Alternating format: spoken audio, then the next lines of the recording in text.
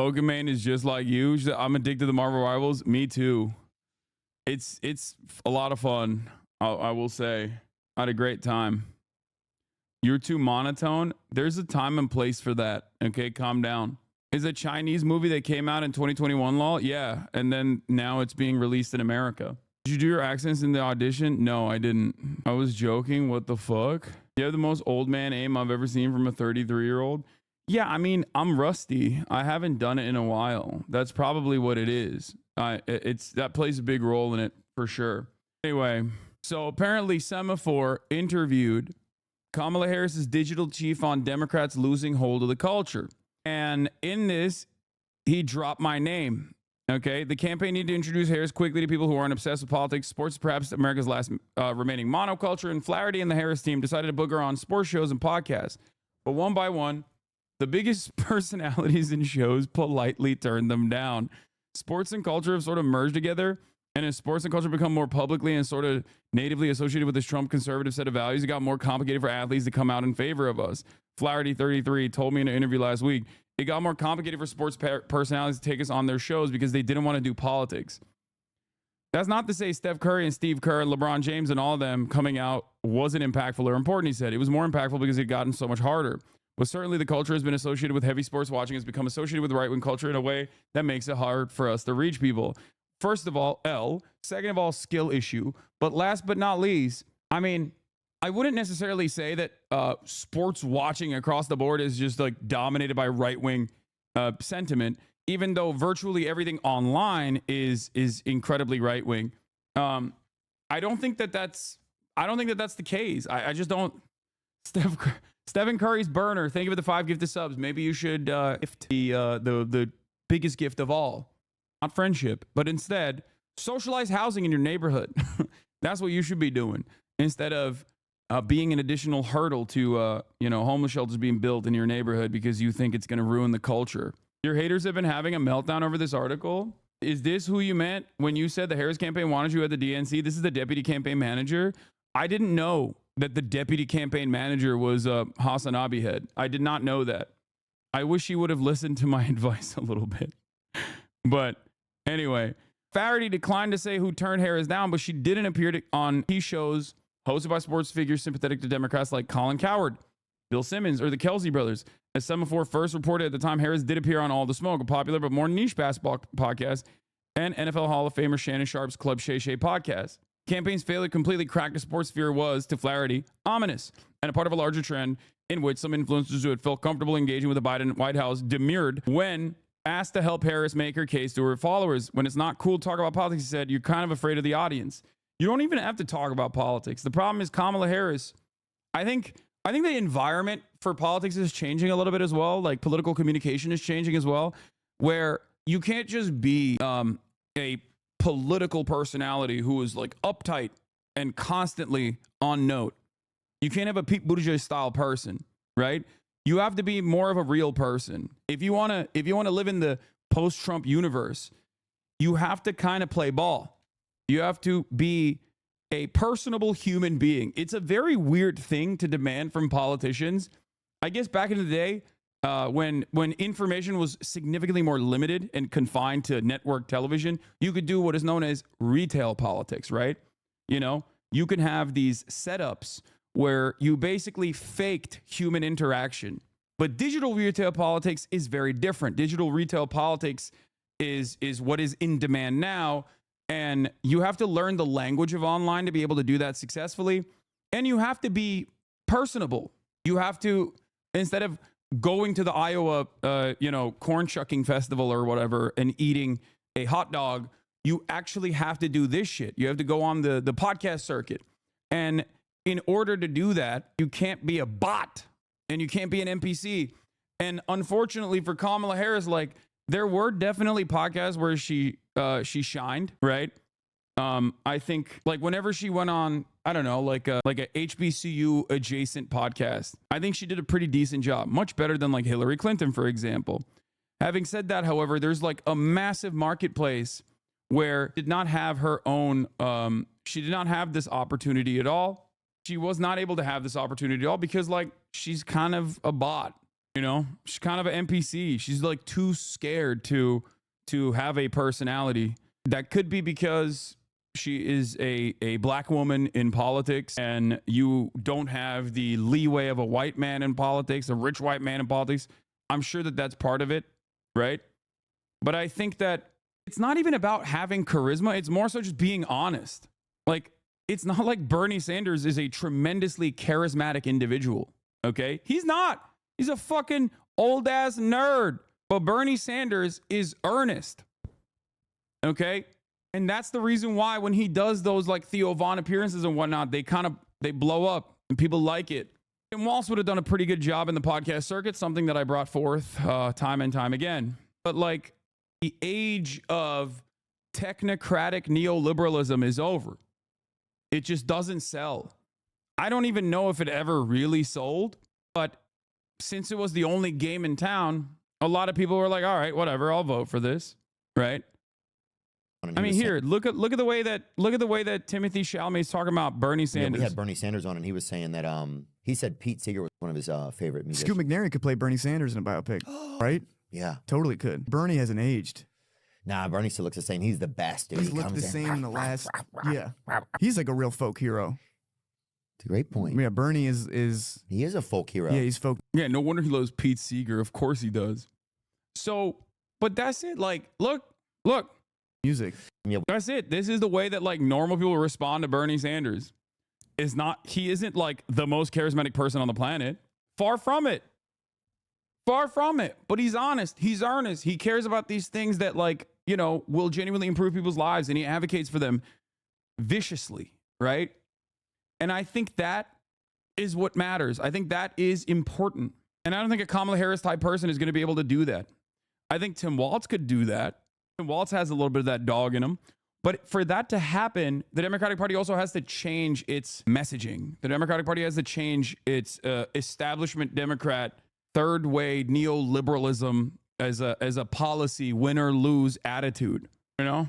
In July 2023, a year before Harris became the nominee as the Republican primary campaign was underway, I spoke with Flaherty, who was then running a digital strategy for the White House. There, he had helped shape the White House alternative media strategy, working to help support their own network of diehard supporters and dishing out exclusives to alternative media, liberal media. Some of Biden's first interviews after he nominated then Judge Ketanji Brown Jackson to the Supreme Court last month went to the popular Substack writer and professor Heather Cox Richardson and the left-leaning news YouTuber Brian Tyler Cohen. Flaherty was also paying close attention to how the race was being run on the Republican side. Donald Trump was leaning into new podcasts, and his opponents were tapping a large network of right-leaning and conservative personalities to amplify their messages. The reality of the matter is, he didn't just tap in to right-wing ecosystem. He didn't just tap into the right-wing ecosystem. He went in to as many outlets as possible that would have him. That's the thing that people don't comprehend. Like, I wouldn't say Theo Von is right-wing. I don't think he is. Joe Rogan is, but he's unique. And Joe Rogan wasn't right-wing for the longest part. You know? Democrats, Harris 2028 presidential run. Yeah, no, this is bullshit. I don't believe that this will happen. They're writing these articles. They're writing these articles specifically because Kamala's going to sell a book eventually. And that's it. That's it. I think that the only reason why they're saying that is because like she's going to write a book and they want to sell it. That's it. There's no one's going to read your book if you're not going to run again. It's bullshit. I don't think she's going to run again. All right. Anyway, let's continue. Then he acknowledged that the Republican Party had done a better job building up its alternative digital media ecosystem with podcasters, YouTube streamers, and friendly pundits. But he argued that the then Biden campaign would overcome those obstacles by better navigating the personalized internet, which by which sophisticated algorithms feed Americans highly specific information tailored to their taste and online behavior. Speaking with me again last week, Flaherty said that remained their theory of the case the entire time. The campaign knew from the beginning that the race was going to come down to voters who do not pay attention to politics or mainstream news and instead get their information from people on YouTube, their friends, Instagram stories, or links or memes dropped into a group chat. This firstly meant a shift in paid advertising from the previous campaign. Instead of just blanketing the airwaves of battleground states, the campaign also invested heavily in ads on YouTube, recognized the rapid growth in streaming. That's where the campaign's data showed many of Harris' key voters were spending their time. More importantly, this meant building out a strategy focused more on podcast appearances and interviews with influencers than on traditional media. But they failed on that. And Waltz is not as truthful as JD Vance. Just letting you know. Yeah, I think you're on crack cocaine if you think that. JD Vance is a literal rat. The people do not respond positively, JD Vance. The people respond positively to Tim Walz, okay? One is a real American from the heartland. The other one is a fucking carpetbagger who basically sold out his own people in an effort to get to elevate his presence by liberals for years, only to turn around and then brown nose the Republican right, which he once called correctly a bunch of fascists.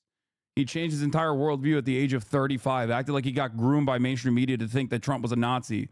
That's not a real person at all. JD Vance is Republican Pete Buttigieg. La rata. Anyway, let's continue. Thanks for letting me know, though, chatter. So, Harris extremely limited time. There's just no value with respect to my colleagues in the mainstream press in a general election to speaking to the New York Times or speaking to the Washington Post because those readers are already with us, Flaherty said. Flaherty isn't dismissive of television and other legacy media. One of the most important moments of the campaign was her interview with Brett Baer. That was a huge fundraising moment. It was a huge social moment. When Trump did the McDonald's thing, it was smart because it was a thing that obviously drove television coverage, but it also drove social media engagement too. And those things often happen in tandem, but they don't always, and so it was the sweet spot. It drove traditional coverage and non-traditional media. I don't think TV is dead. It's still probably the most important thing, but it's the literal TV and what's on it that matters. As the campaign wore on, though, Flaherty said he realized the failure to gain traction in certain corners of the media reflected a deeper problem, one that wasn't solved when Harris replaced Biden on the ticket. The Harris campaign, representing what many voters saw as an embodiment of the status quo, was running contrary to not just ideological distrust of establishment figures, but to media trends. The media successes of 2024 were independent, non-traditional online personalities who themselves were avatars of the rewards of going up against the establishment. The reason folks are seeking alternative sources of media and are turning away from political news is because they don't trust their institutions. They don't trust elites. They don't trust the media. They don't trust all this stuff. So the party of elites and institutions is going to have a hard time selling to people in those places, Flaherty said. Now, I want to point out something here, because a lot of people will say, Hassan, the only appeal that you have is because you're anti-establishment, right? And to them, I say, you are not paying attention, because as much as I rail against mainstream media, I still rely on mainstream journalism. As much as I rail against mainstream media, I still interview New York Times journalists. I interview CNN journalists. I interview and give interviews to mainstream media, because I understand that there is an importance within these institutions, okay? As much as I rail against establishment Democrats, I had Lena Khan, the commissioner of the Federal Trade Commission. That is as institutional as it gets.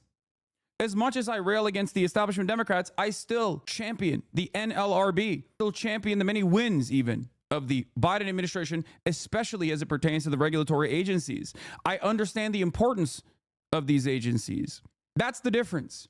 I am not a contrarian for the sake of being a contrarian. I do not actually yell about the establishment Democrats in an effort to gain clout. Okay? And I think that's a silly way to approach it. And I think that's a silly way to operate in general. I've never been an advocate for destroying institutions just because they work in a corrupt manner. That's the difference between someone like myself and someone like RFK Jr. RFK Jr. looks at the EPA and says, or looks at the FDA and says, there's a lot that's wrong with the FDA. We must blow it up. I look to it and I say, abolish corruption rather than destroy and deregulate this regulatory body. That's the difference. I have a purpose. I understand that the government must exist. I understand that that it can exist. Okay? So I just want to point that out for people that don't fully understand where I'm coming from in a lot of these instances. When it was said that people like you and Chapo were also the biggest cheers of Biden's W's than mainstream, it was mind-blowing because it's true. Yeah. When Biden exhibited the courage, demonstrated the courage and expended political and social capital to pull our troops out of Afghanistan, I was there defending that action. So was Chapo. Mainstream media was not defending that action. They were railing against them because they are deeply aligned with the interests of the defense industry. Okay? That's the difference. It's not as simple as go to Joe Rogan and talk about how great democracy is and the importance of preserving the independence of the DOJ or whatever. You've got to speak their language. And I think there are plenty of cultural touch points. I mean, Joe Rogan was at least recently for Medicare for All. Theo Vaughn is really against money in politics and the way that pharma has flooded our communities with opioids. Those are all things that the Democrats have something to say on. But as long as we seem like the party of the system, the people who are anti-system and looking for anti-systemic media, we're going to have a hard time connecting with them. Now, nowhere was this more clear than within the manosphere of podcasters and content creators like Rogan and Vaughn. To them, Trump had become less toxic and more based. and he rewarded his supporters with access. Flaherty said the Trump campaign successfully used new media to reshape culture, while Democrats found that the mass media institutions that had long largely supported them were weaker than these new cultural drivers. It's more than just young men, it's a broader ecosystem, he said. Democrats have historically had these really close relationships with institutional media, institutional culture, Hollywood, and the traditional press. There's this entire cultural ecosystem that Trump campaign did a really good job cultivating over a long period of time. We should get Jennifer Abruzzo, General Counsel to NLRB, next. She's responsible for reenacting the Joy Silk Doctrine and numerous other labor W's. You're right. I'm down to do that as well. Flaherty also acknowledged that Elon Musk's purchase of X, Twitter, played a major role in the campaign, further tilting the scale of online culture and information towards Trump. Its importance was twofold. One, it was where you reach elites and high information people, but two, it was also the kind of place where politics could sort of careen into culture. And so it was really important. It was a really important central node, even if it wasn't the farthest reaching platform, he said. Having that node be fundamentally controlled by effectively an arm of the Trump campaign was not good, really a problem. And so Elon obviously sort of achieved his ends there. It was obvious that center left and left content was being throttled compared to right content. But while the campaign came to believe it was fighting an uphill battle against culture, moving in the opposite direction, it also made some strategic errors of its own based on faulty assumptions. Flaherty said that one place he understated the Trump campaign was a central part of the former president's digital strategy. The Harris campaign thought that Trump's team decision to continue talking to the manosphere meant he would simply be reaching the same audiences over and over again. But the incredible frequency of those appearances helped build the former president's credibility with that audience, which seeped out. He also said Harris's campaign never quite figured out one of its earlier strategies, which was to get its messaging organically into family group chats and private media, partially because they couldn't nail what kind of content would spread that way. I think that's one that ended up being a lot harder to execute on. Over the last several weeks, many professional Democrats I've spoken with feel that they've successfully identified our problem. But the next step for Democrats' media strategy are uncertain. When I met Flaherty this week in New York, he was contemplating his own professional future and what his role would be. To Flaherty, part of this starts with putting real effort into building the left and center left's own independent media ecosystem, divorced from the nonpartisan media that has historically satiated Democrats' appetite. Flaherty said one silver lining of the election was that many hardcore Democratic partisans have begun to waver from their satisfaction with legacy media. Yes, I changed the camera to full cam because I think it's better to just like read the article, but also have it be full camera. They are never going to trust the New York Times, and they're never going to distrust the Washington Post, he said. They're never going to not trust the New York Times, and they're never going to distrust the Washington Post, Flaherty said. But I think that in a Trump era, you start to see frustrations with mainstream media come to a boil. And I think there will be smart people who try to fill the gap. More individuals who create content on the left and center-left messaging. Flaherty said that Democrats need to invest boosting independent partisan friends online, as well as content creators or media figures who haven't been explicitly political but could reflect liberal and progressive values to counter the surging online pro-Trump right. Flaherty does not understand a fundamental part of this. And although he brings me up in literally the next moment after this, this is Kamala Harris's digital chief, okay? A fairly high level person in Kamala Harris's campaign.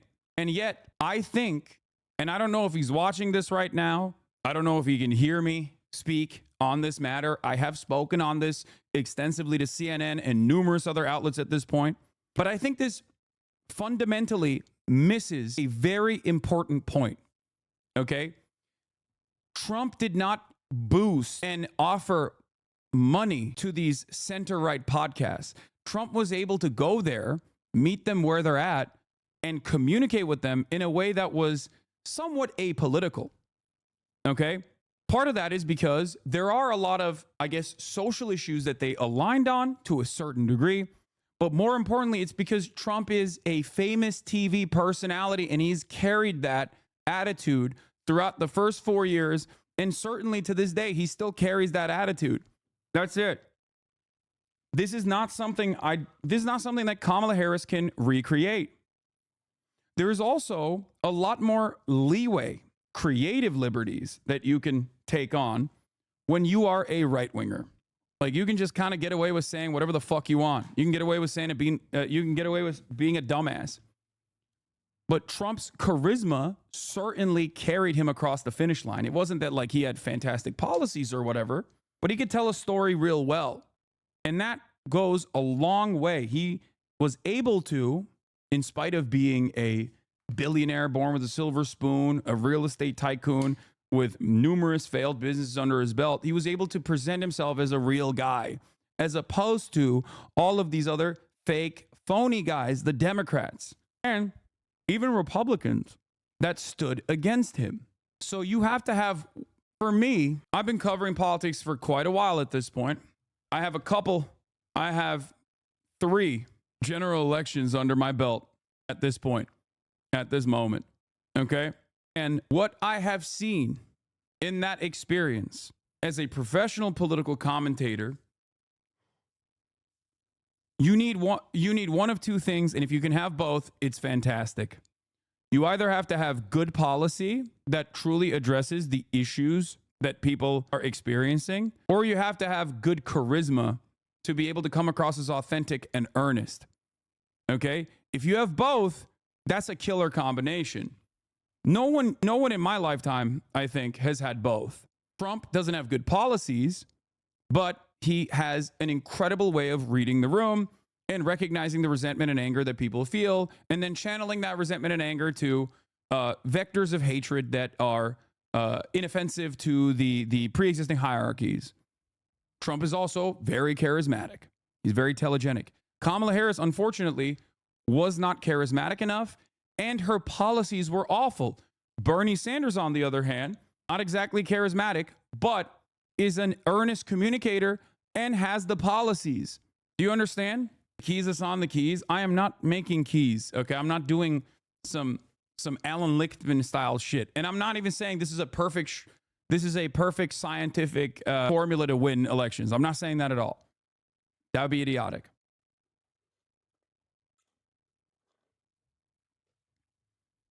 I'm sorry, but why do we have to dumb it down for chat? No offense. Wait, what? I always dumb everything down for every single person. Trump is not charismatic. He's gross. He's charismatic to bigoted people. Okay, well, you can keep saying that, but it doesn't matter. He was a very famous television star. Yeah, I wonder who represents the average American better in an election. Someone who consistently gets banned from this chat over and over again for being fucking annoying, or the guy who won the goddamn election. I apologize to my well-intentioned chatters who are, maybe hypersensitive to microaggressions or whatever the fuck. But the reality of the matter is, okay, if I were to even listen to your whims, I would be a very different content creator. I would be a much less successful content creator. That's just the truth of the matter. Okay? Sometimes you have to just take a back seat. Sometimes you have to take a back seat and just listen to what I have to say instead of, chiming in and saying something that obviously is demonstrably untrue for the broader audience, or the broadest subsects of American politics. Did Clinton or Biden have more charisma than Bernie? No, not Hillary Clinton, if that's who you're asking. But I think that Bill Clinton had charisma, for sure. I think Obama had charisma. He maxed out on a charisma, and he had some pretty decent policies as well. But it was mostly the charisma that actually packaged whatever he was selling. That's what carried him, okay? That's what carried him. Anyway, so here's what Flaherty says. We need a whole thriving ecosystem. It's not just Pod Save America, though I think we should have more of them. It's not just Hassan Piker. We should have more Hassan Pikers. It's also the cultural creators, the folks who are one rung out, who influence the nonpartisan audience. Okay, I don't disagree with this. Those things all need to happen together. The problem is, you can't inorganically develop this. I guess you can pump money into it a little bit to give it more prominence, to give it more respect, to give it more legitimacy. You can't inorganically create the same, you can't do a Nelk Boys, but for the left, because the Nelk Boys were not created by the Republican Party, okay? You can look at Daily Wire. Daily Wire is a great example. Daily Wire is a direct political operative. Daily Wire is not funded by the Republican Party. Daily Wire is funded by those who fund the Republican Party. Do you understand? Daily Wire is not directly funded by the Republican Party, but the same billionaires that fund the Republican Party also fund the Daily Wire. But that's a direct political operative, right? That's a very obviously partisan ideological project. What we're talking about here isn't the Daily Wires of the world. What we're talking about isn't necessarily even the Joe Rogans of the world, but the Theo Vons of the world, the Nelk Boys of the world, or the Barstools of the world that sometimes find themselves in the throes of right-wing politics. The issue here is these people, just like the broader voting population, have found themselves cast aside by the Democratic Party. And the reason why they found themselves cast aside by the Democratic Party is because the Democratic Party keeps saying, we have no space for you. We have no space for you. You're bad. You're wrong. We're not going to give you any policies that are good. We're going to do everything in our power to say, if you want that stuff, you're lame. You're bad. Like Bill Burr is a great example of a person who is right there. He's right there. He's aligned just like myself. He's closest to me in, I would say, political perspectives without being a political operative, right? He's right there. But just like Kamala Harris can't come on my stream, she's not going to go on Bill Burr's podcast either. So even if you were to make a lefty Daily Wire or whatever, even if you were to pump the Young Turks with millions of dollars to make it like the home of the Democratic operatives or whatever, it's while we are even discussing this, while anti-Zionism is being actively suppressed on basically every platform, they don't want us. They want their perfect mouthpiece that cheers on wars and condemns protests and supports Biden.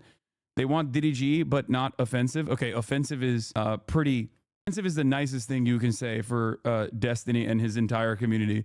They are utterly repulsive, incredibly toxic. They are poison. While it's ironic that they tried to present me as that and can't contend with why average human beings don't see it in the way that they do, any group that finds themselves routinely advocating for white people to be able to say the N-word and advocating against victims of sexual assault or debating the ethics of child pornography with a bunch of neo-Nazis online, those guys they're not in the real world. They're in this like extremely online space. Okay, there's a clip of him from today saying he's working with DNC operatives now to block you from working, from interacting with the party. I mean, fine. I don't care. I don't need to interact with the DNC. It doesn't do anything for me. I don't think that these people understand that. Like, these Flaherty seemingly understands that the Democrats need me more than I need them. And it's true. And I don't care if the Democratic Party tomorrow was like, listen, we are going to advocate for Medicare for all. Even if they never talk to me ever again, I would be their number one propaganda minister. Okay? Thinking a leftist Joe Rogan doesn't change the fact that 86-year-old Nancy Pelosi, while recovering from a free hip replacement, campaigned for a 70-year-old with throat cancer for oversight committee rather than a 35-year-old. The geriatric ghouls in Congress refuse to step down. Exactly. I'm gonna use this as a wonderful segue to talk about the AOC oversight committee vote that took place already.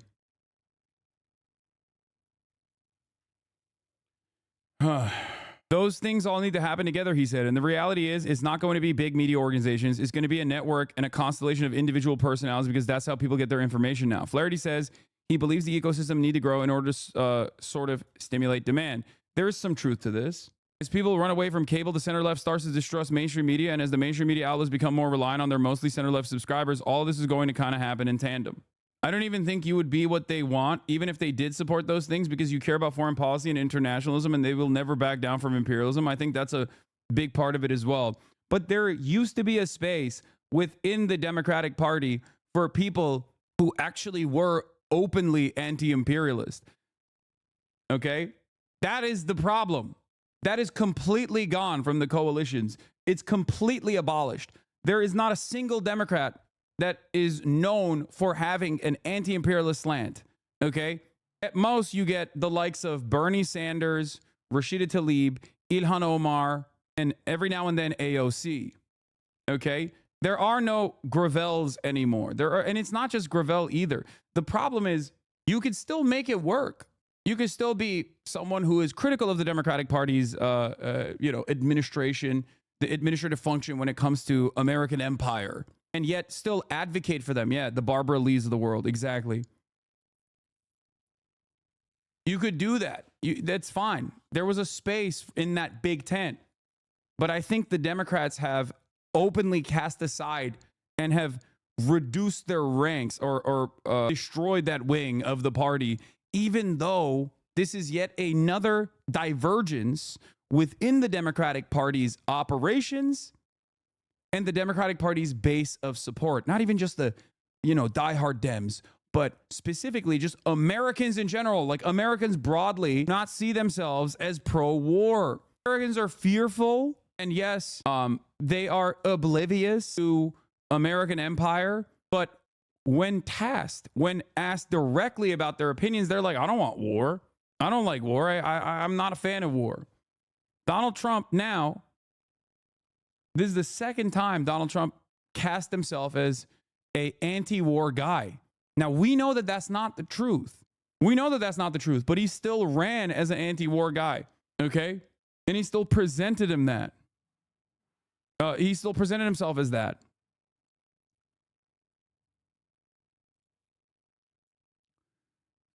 In the weeks since Trump's reelection, savvy and clueless media observers alike have chalked up Harris's problems in the media to small decisions like her failure to appear on Rogan's podcast. A moment that Flaherty acknowledged was a missed opportunity. This misunderstands a simple aspect of the media strategy that gleaned from speaking with both the Trump campaign and the Harris campaign about their approaches to new media.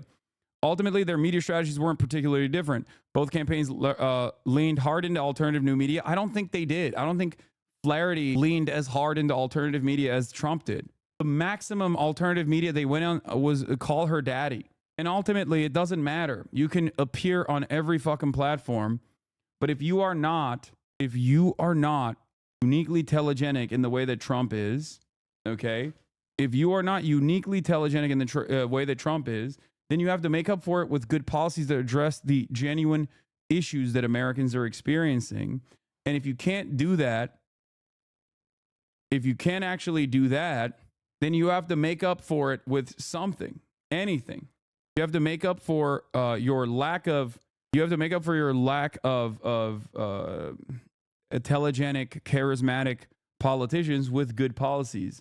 One of the things both you and the right understand more than the general left is that no matter how much information you give someone, it's very hard to change their values. Leftists spend too much time telling the most racist man alive that Trump is racist. The right doesn't bother telling trans people that Trump will help them. It tells transphobes it'll hurt them. There's some truth to that as well. But I do think that people can have their values be changed.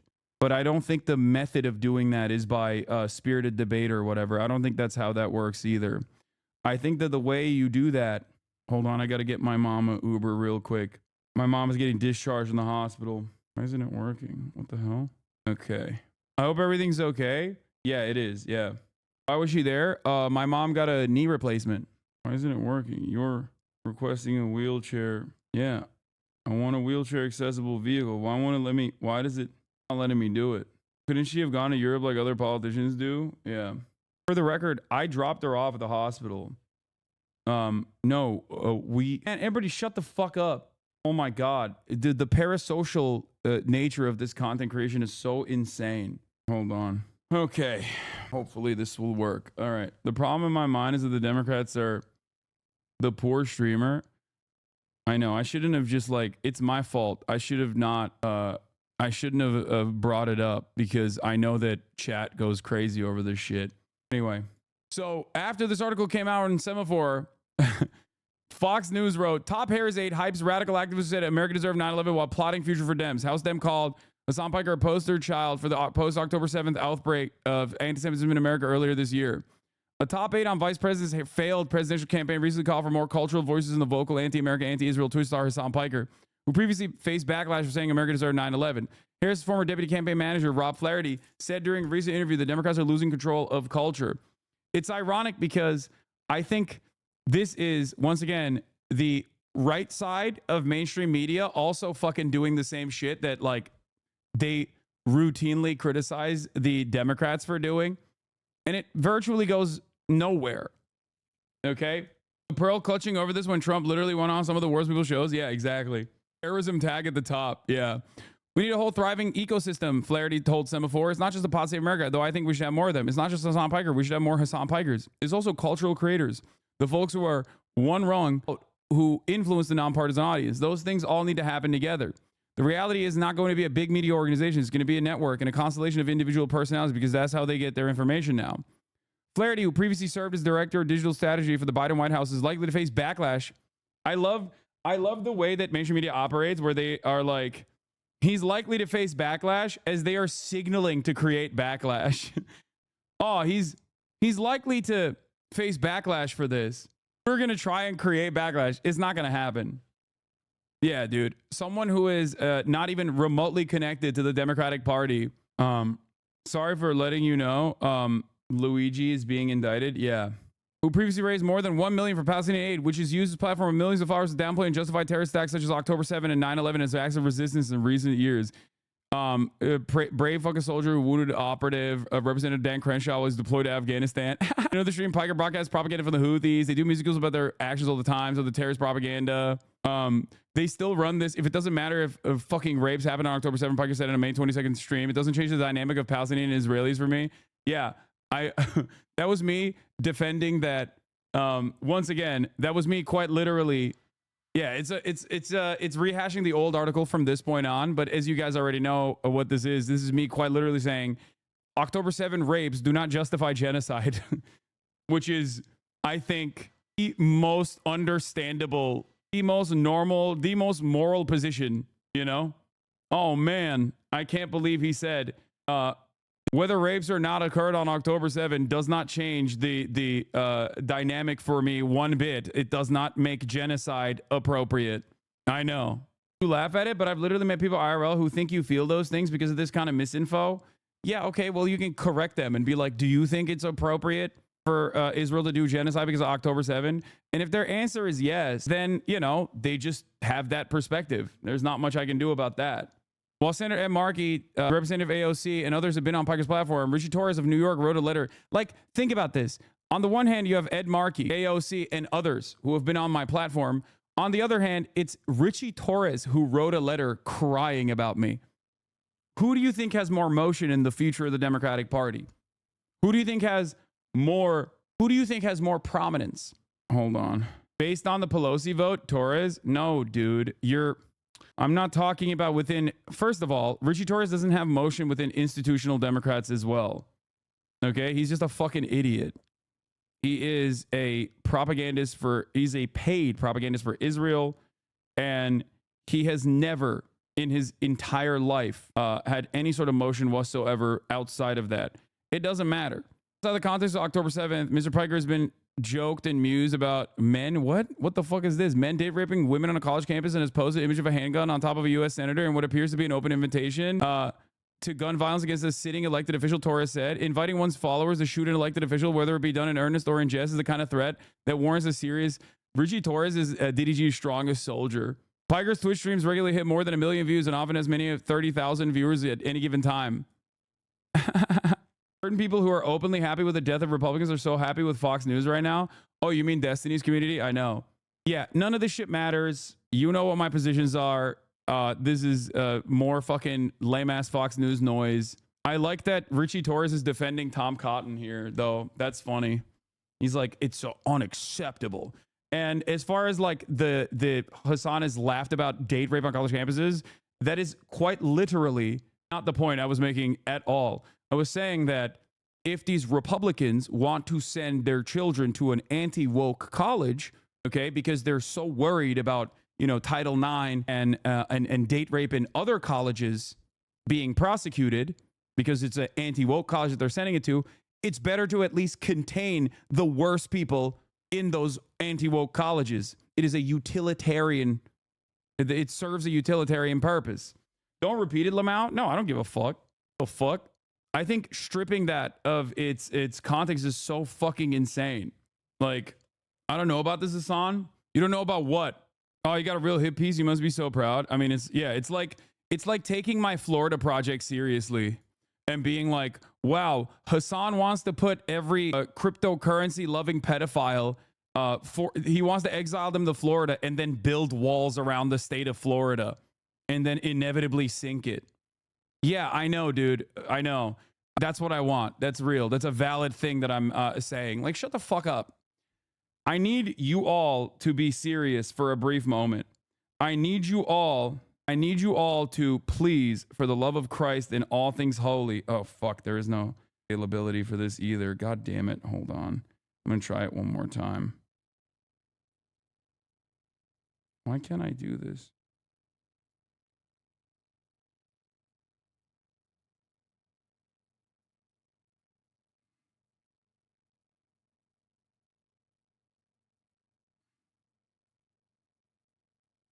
Hold on. You weren't serious about the Florida project? Yeah, I know. There was a frontline doc that explained what you meant, but it was more than a 5-second clip. What do you mean?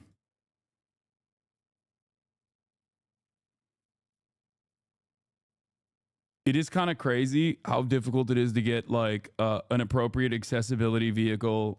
I'm shocked at yeah. By the way, this is straight up from the, like, this is a video that is like readily available on my YouTube page as well. People are so funny to just like keep robbing this of its context, but it is a insane PragerU documentary where they're championing like virtually a pro-rape college campus. Okay. It is a Republican college campus that is supposed to be designed to be anti-woke. This community is 90% drama perverts who persistently get what they want. Yeah, I know. Don't be. Accessibility is a farce in this country. I know. It is kind of crazy. Kamala's brother-in-law is responsible for both the election loss and your mom not getting the transport she deserves. I agree. Chad did push back, though, at the time, and I personally didn't like the joke either, but to pretend that you were calling for rape is insane. Yeah, I know. But it's okay. Here's the other thing, though. Here's the other thing that people need to understand, okay? A lot of people on the left have this proclivity to very easily get duped by shit like this, okay? People have this tendency where they will see something out of context, especially on the left. People on the right never do this. People on the right could quite literally be like, we have to kill all trans people, okay? And not a single person will be like, that doesn't sound normal. Like, that sounds great. Like, no right-wing audience will ever look at a CNN article, a CNN hit piece, or even a Fox News article and go, I agree with the Fox News article's framing on this. People on the left, on the other hand, will be like, whoa, hold on. I am going to take this false framing at face value and I'm going to make a big deal about it. Okay? I'm actually going to make a big deal about it. I mean, you can keep doing it. You can keep doing it all day, every day if you want. But I think the smartest thing to do in this process is to go, does this make sense with all that I know about this person? Does this actually make sense at all? Does this contradict the values that I know Hassan holds? Or does it not? That's all you need to do.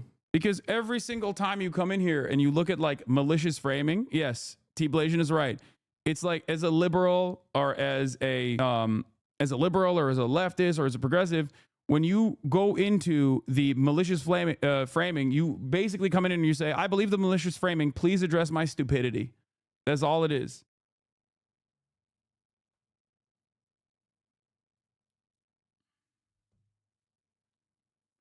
And I think that also certainly creates this New York City and the entire country. It certainly breeds hostility towards progressive positions in general as well. Last year, over 80 ghost guns and ghost gun parts were recovered in Manhattan alone. The NYPD and the Manhattan DA's office have been leading in the interdiction of these ghost guns. And one thing I want to make clear, they're unserialized, they can be printed out, but as this case tragically makes clear, they are just as deadly as traditional firearms. Murder in the second degree is a crime of terrorism. Priority for us here. That's crazy. Finally, I know there have been questions about the extradition process. The latest that I can offer you is that 41% of young voters find the killing of United CEO acceptable. In court in Pennsylvania on Thursday morning, first for a preliminary hearing on his Pennsylvania charges. Immediately to follow that will be an extradition hearing. We have indications that the defendant may waive that hearing, in which case he'd be brought to New York forthwith. In any event, we have been preparing on parallel paths, and before the hearing, we'll send to the governor of the state of New York the paperwork that would be necessary if he does not waive during that hearing. I now want to turn over to our great commissioner, and when I do so, I wanted to thank her for her partnership, not only on this matter, but on all we do every day together. Thank you. Good afternoon, everyone. The unsealing of today's indictment brings us one step closer to securing justice for Brian Thompson and his family, and affirming the primacy of the rule of law in the city of New York. NYPD detectives worked tirelessly to piece this case together. And along the way, the Manhattan DA's office made sure we had every legal tool available to us. Boo. Whether quickly providing subpoenas to assist with our evidence collection, or traveling with us to Altoona, Pennsylvania last week after the apprehension, our partnership made this a successful investigation. So I'd like to thank District Attorney Bragg and his team for their work in bringing this case forward. Part of that work included the relentless collection and analysis of surveillance video by our detectives, which ultimately produced a clear image of our suspect. That image was shared far and wide through the media, and thanks to an observant McDonald's customer and the employee who alerted the police, Mr. Mangione was quickly brought into custody. What the This fuck? outcome is why we always emphasize the critical role of the public in our public safety mission. So again, I want to thank everyone who saw something, said something, and did something. That is why we have a suspect in custody today. Bro, someone should have told you something not to wear this fucking jacket. God damn, that shit is ugly. And indicted for murder. And let me be perfectly clear. In the nearly 2 weeks since Mr. Thompson's killing, If you see we have something, seen say a something. shocking Girl, that jacket and is not it. appalling celebration of cold-blooded murder.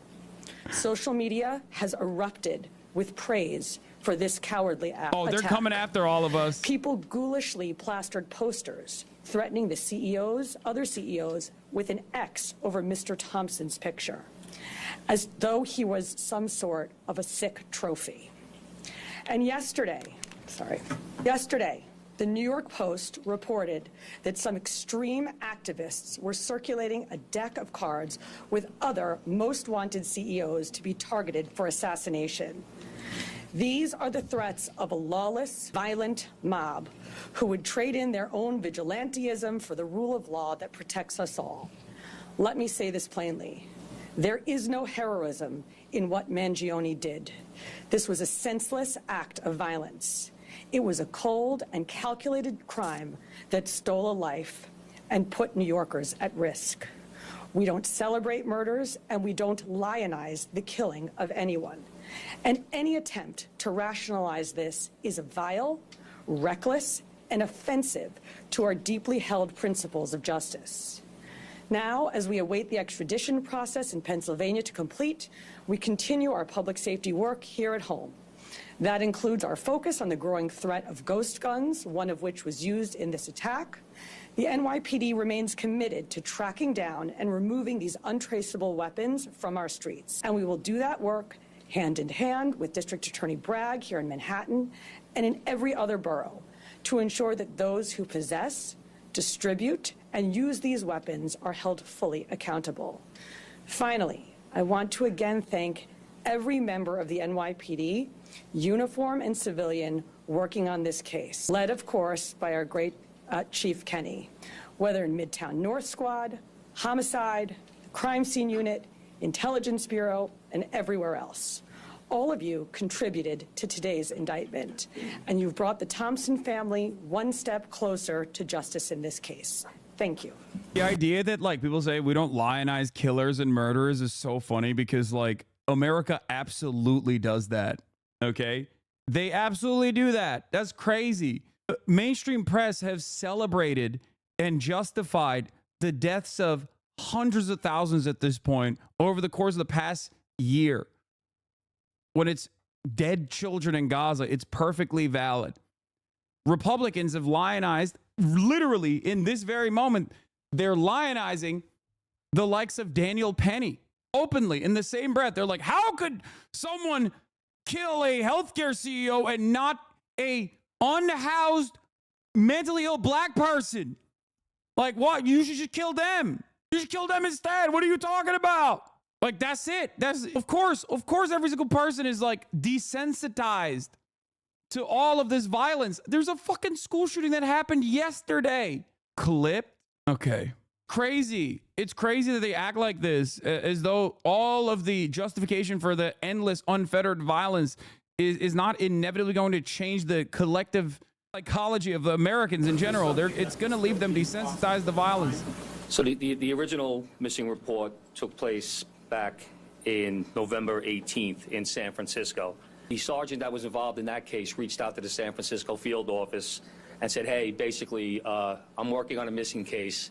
I saw the photograph that was distributed by the NYPD. There bears a resemblance. That tip was forwarded to us close to 45 hours after the incident took place. It showed up to a TFO, which is a task force officer. We have NYPD officers embedded with the FBI. They received that tip. It was one of 4 tips that they had received that day, and they were vetting it. Part of that vetting process was that they reached out to Mangione's mother in San Francisco very late on the 7th.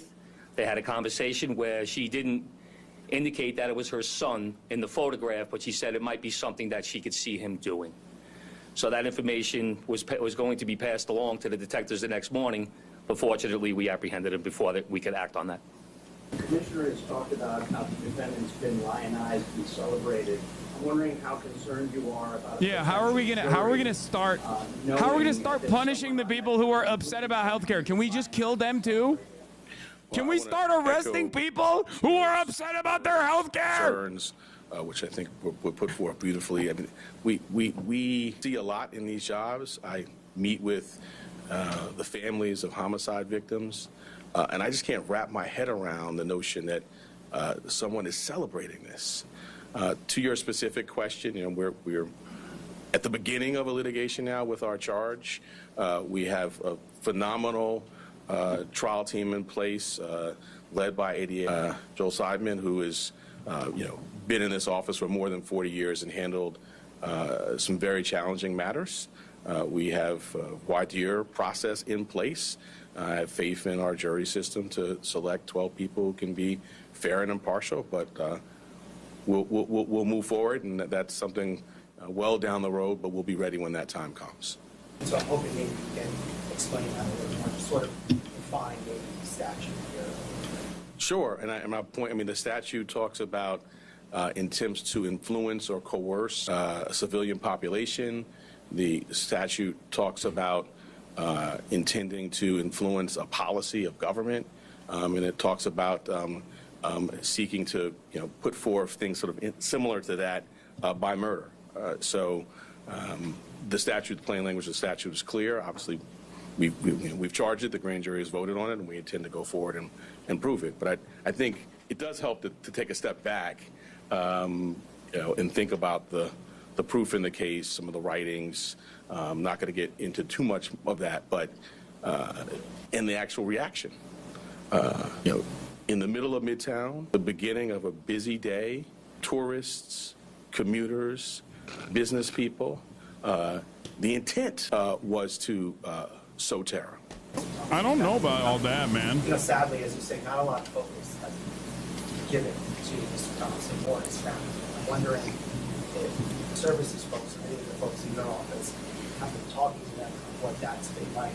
I'm not going to talk about communications with the family other than to say that revenge killing of any sort is not considered terror until the revenge killing is conducted against a CEO, a person that is of notoriety and worth in society. Like you're saying, okay, it's terrorism. Suspect, quite different. I echo what the commissioner said, and the sentiment of your question. My heart goes out to it. I mean, this is a significant piece of what we do here. Is we center the trauma of survivors and victims and their families. As the CEO of my own small business Pokemon card reselling company, I am terrified. Appropriate if they want to offer a hug, and we have. Your joke, but like I can see that being the next step of universalizing the fear and being like, you don't understand. Who amongst us isn't a CEO in their own way? You know what I mean? Like trying to make it seem as though the fucking mom and pop shop owner in your local neighborhood is a direct target of this kind of terrorism, just as the United Healthcare CEO is. Like, you have to understand, it's the same It's the same, actually. We're all CEOs. This is a nation of CEOs. We're all CEOs one way or another. Yes, absolutely. And we've seen a real increase, sustained increase since December 4th in concern, not just from CEOs, but from corporations broadly. And so going back to the DA's point, the intent to intimidate or coerce a civilian population, which is, of course, at the root of our state terrorism statute. Even if I wasn't convinced by the killing itself, the narratives in response to it would have been pretty fucking radicalizing to me, seeing that the entire governments are jumping into action to protect CEOs when no such protection has ever been afforded to anyone else. Wow. Yeah, but I think you have to remember, the average American, in my opinion, is like fairly servile. So when they see these instruments of justice and all of these institutions like come out and defend the pecking order that exists, like I think they're infinitely more open-minded to that sort of thing, like reinforcing the pre-existing constructs. Like they will be like, oh no, I agree. Actually, you're right. It is kind of fucked up. The my lord attitude. My lord must be protected. All the work that we do together every day, we're quite confident that concerns and threats are going to be appropriately directed our way. So I'll address the first piece. First-degree murder statute has a number of subsections. They're sort of clearly delineated, and they are reserved for, the most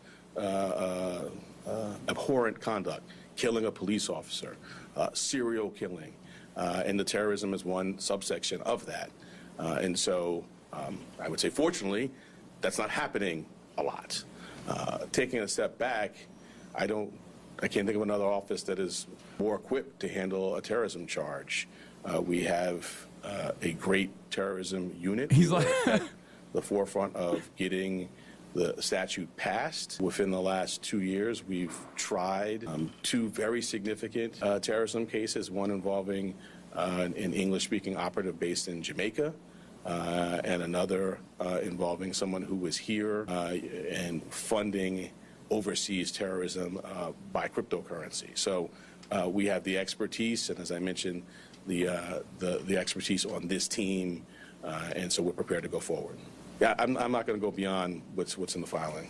So as a matter of practice, I don't talk about sentencing outside of court as a first matter, and certainly not at the initial stages of a matter. But I think you can tell the seriousness with which we take this matter by the way in which it's charged.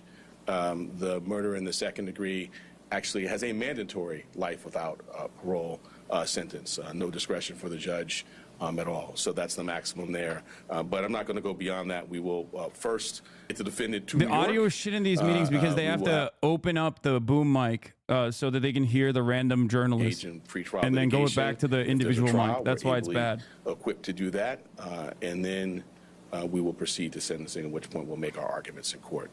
Thank you all so much. Thank you, sir. I was taking your book. Someone in the chat brought forward a really interesting point, but yeah. Manhattan District Attorney Alvin Bragg hates Luigi seemingly more than he hates Donald Trump, and his prosecution of Donald Trump got him an endless sea of death threats. That should tell you everything you need to know about those in positions of power under liberal capitalist democracy. Okay? Like, he's just like, oh, I can't wait to get this scumbag, this terrorist scumbag off their streets. It's like, that's it. Someone sneak him some crack in a video camera so Joe will pardon him? Yeah, no, someone needs to tell Joe that Luigi is his son. The police commissioner is the daughter of a billionaire. He was the CEO of Lowe's Group. Now her brother is CEO, and they have their health insurance with United Healthcare. I did not know that. But it's not shocking to me. Be a terrorist if he had killed civilians, but literally went out of his way to avoid harming civilians. Yeah, terrorism as a political designation has no real value system associated with it. It's just something that you declare specifically to vilify whoever the fuck you're prosecuting. That's why Nelson Mandela was considered a terrorist until 2008. He was on the terror watch list until 2008. It just means that you're outside of you're against the preordained hierarchies that the state wants to justify, that the state wants to uphold. There's a reason why you rarely ever see that designation for white supremacists. Okay? If you want to have like a universal approach to it, I think the best possible universal approach to it would be people who go out of their way to create a sense of panic upon the public for political purpose or not, by directly targeting majority civilians. Okay, like that is what the universal application of that would be, which would put America as the top terrorist on the planet. Israel would be a massive terrorist. Russia would be a terrorist as well. All these states would be considered, most states would be considered terrorist. So it doesn't really make sense that way, which is why there is no real universal application for it. And rather, you have these applications on non-state actors usually, right? If you strap a suicide vest onto your body and blow up a hospital, you're understandably called a terrorist. If you blow up that hospital with a drone strike, you're called Barack Hussein Obama, recipient of a Nobel Peace Prize. Do you understand the difference there? Bro, they are going to ban you. What are you guys saying? I'm talking about, what am I not supposed to talk about? Like the designation of terrorism? Like, what are we doing here? This is like, people always turn around and they're like, oh, dude, free speech, whatever. And it's like, of course you insult the black president, lol. Wait, what? You hate Kamala more than you hate Trump, and that tells me everything I need to know about you? Oh, like you, another rich kid cosplaying as a leftist? Don't talk about Nelson Mandela. His name shouldn't come out of your mouth. Are you okay? All right, you know what? I got it. Chatter, Woke of the Day award goes to Trey Jocelyn Runnels. Congratulations, Chatter. You are the woke of the day. Of course you insult the black president. Yeah.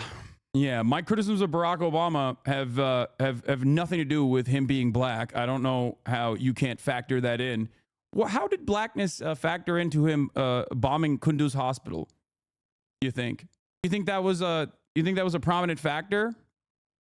You think that had anything to do with my criticisms of Barack Obama? Do you have an answer to this, or are you just here to cry? You're just citing critical terrorism studies, to be honest. This is an entire field of study. No reason to ban you or anything. People should start reading more. I know, but like, it doesn't really matter. What happened?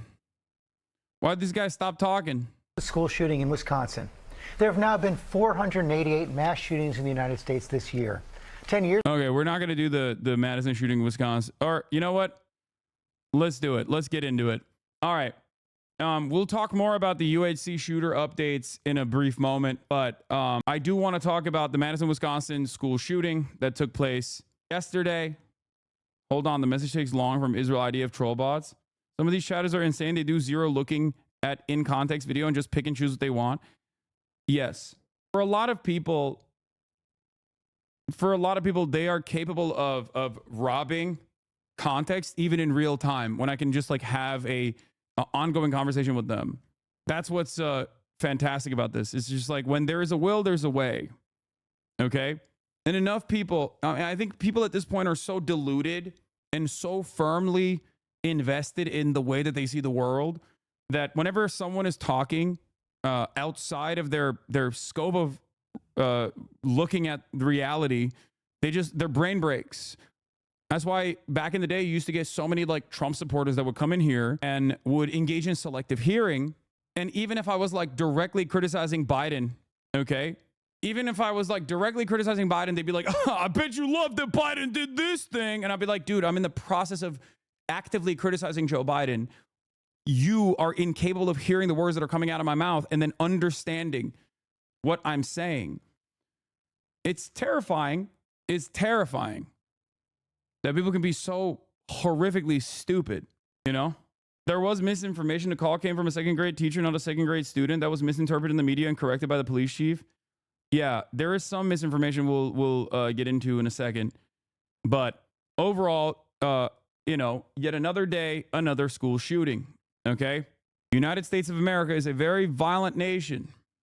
And that violence that we dish out globally sometimes is dished back at us in the form of blowback. Obviously, 9/11 was one very famous example of that. This is not a controversial thing to say. This is basically the academic consensus on the matter. It's a real principle. It's a real concept called blowback. But outside of that, there's also another interpretation of the imperial boomerang. the justification for all of the violence that we engage with on the global stage, and the normalization of said violence inevitably creates this system where we are being violent to one another. We're being violent to ourselves. And of course, pair that up with worsening material conditions for the average person, and also the readily available access to guns, and you have a powder keg. And that powder keg has erupted already. It's not like it hasn't already exploded. I would say that 83 school shootings in the fiscal year 2024 is the powder keg erupting, right? Like that's not normal. That is abnormal.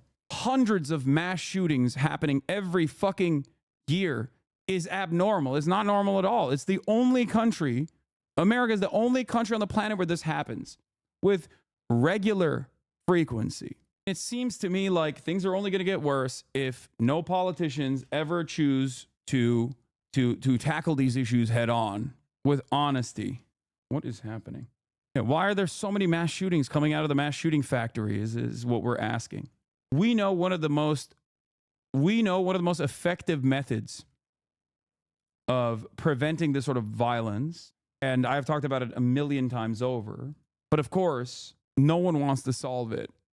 I've covered the cultural attitudes that Americans have towards guns yesterday. We watched the horses video, which I think was pretty good, right? And when you have nothing, you hold on to the small things that you do have harder than you normally would. And guns are that thing for many Americans.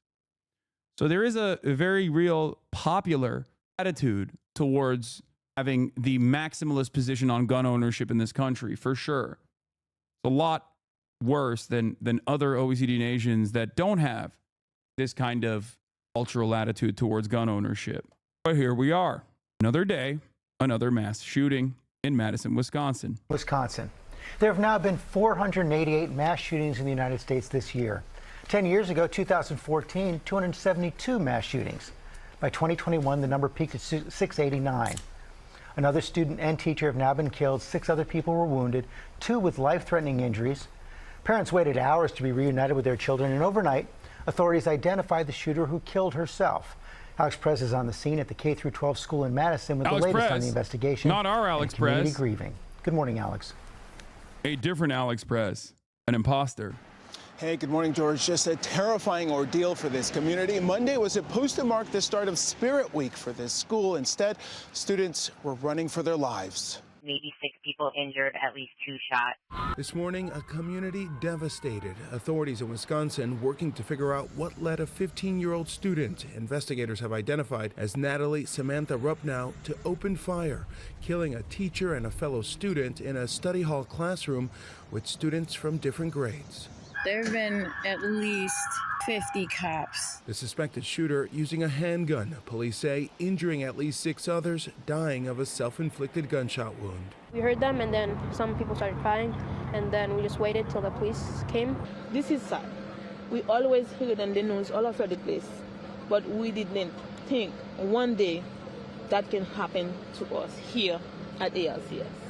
The chaos unfolding just before 11 a.m. Monday. Authorities from across the state responding to Abundant Life Christian, a private K-12 school, after a second grader called 911. Don't let that soak in for a minute. A second grade student called 911 at 10:57 a.m. to report a shooting at school. I saw some officers with long guns headed into the school. John Diaz de Leon lives across the street. The older students running across the parking lot to the church sanctuary. The younger students holding hands were let out to go across the parking lots to the sanctuary. Terrified parents like Britt and Kyle Grange waiting hours to be reunited with their children. I was with my friends and I was like crying with them, and then I heard gunshots upstairs. How grateful. Yeah, it turns out it wasn't actually a second grade student, but it was actually a second grade teacher that called 911. They finally responded, by the way. I hate you. That's it, man. That's all you got. I'm not going to ban this person. I do hope you one day understand where I'm coming from. I hope that you can be open-minded and listen to what I'm saying rather than get angry at whatever you think, whatever slight you perceive me of committing. All right. Even the haters are paying. I know. Hassan, this seems like a really good troll to me. I mean, maybe. Statistically, 64% of the USA wants some time of medical care publicized, but 55% of Americans are strongly opposed to universal health care. Oh, okay. Never mind. Yeah, no, never mind. It is actually this person is a extreme centrist. He's LARPing. It makes sense. I mean, yeah. Account created, follow date, same day. AOC has never done anything. Just curious, what's significant about the shooting compared to the other 83? Just asking because I don't remember seeing 83 breaking news coverage. Some of the school shootings do actually make it to mainstream. It just depends on like what's going on at the time. But the reason why I think this one is getting a lot of news coverage, like extra news coverage, is also because the shooter is a woman, is a girl, a 15-year-old girl, and that's unique. And the media likes unique narratives like this. It's a private school. It's a Christian school. It's also a female shooter. So all of those three factors combined make this a more interesting story. It's not the first time there has been a female mass shooter, but it is very rare. No, I don't think it's a way to distract from the Luigi case or whatever. I really do want people to understand it does not take much to get people to not pay attention to something. I think people organically lose sight of larger narratives fairly quickly, and there is a structural reason for that. I think it's because of TikTok and because of social media for the most part that like our news cycle moves way faster than it used to. Back in the day, like even the violence was unique, I guess. Sandy Hook carried the news for months. Columbine carried the news for months. And in that process, the only thing that we've gotten is no real solutions to the gun violence. And instead, we just have more guns. And therefore, we have more school shootings. So partially, I mean, part of the reason why it is a quick in and out of the news cycle is because it's just simply more commonplace. And the other reason why people move from one thing to the next is because the media is super decentralized and you're getting blasted with information, new information every single day. So I think that's what factors into it. I don't think that like the drone story, for example, was like implemented as a distraction from something more nefarious because people were hyper focusing on the Luigi thing. Does that make sense? We just don't have any attention span any longer. Like as a collective, we do not have the capacity to pay attention to a news story and really dive into it beyond like 48 hours or maybe even less than that. That you have your two little ones right next to you right now. I'm very, very, very thankful.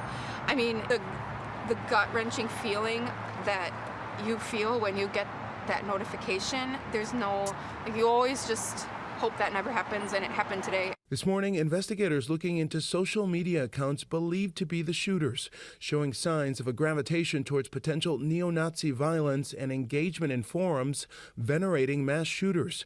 Posts just minutes before the shooting. Don't you think the media machine is also kind of built to keep people from focusing on any one story for too long?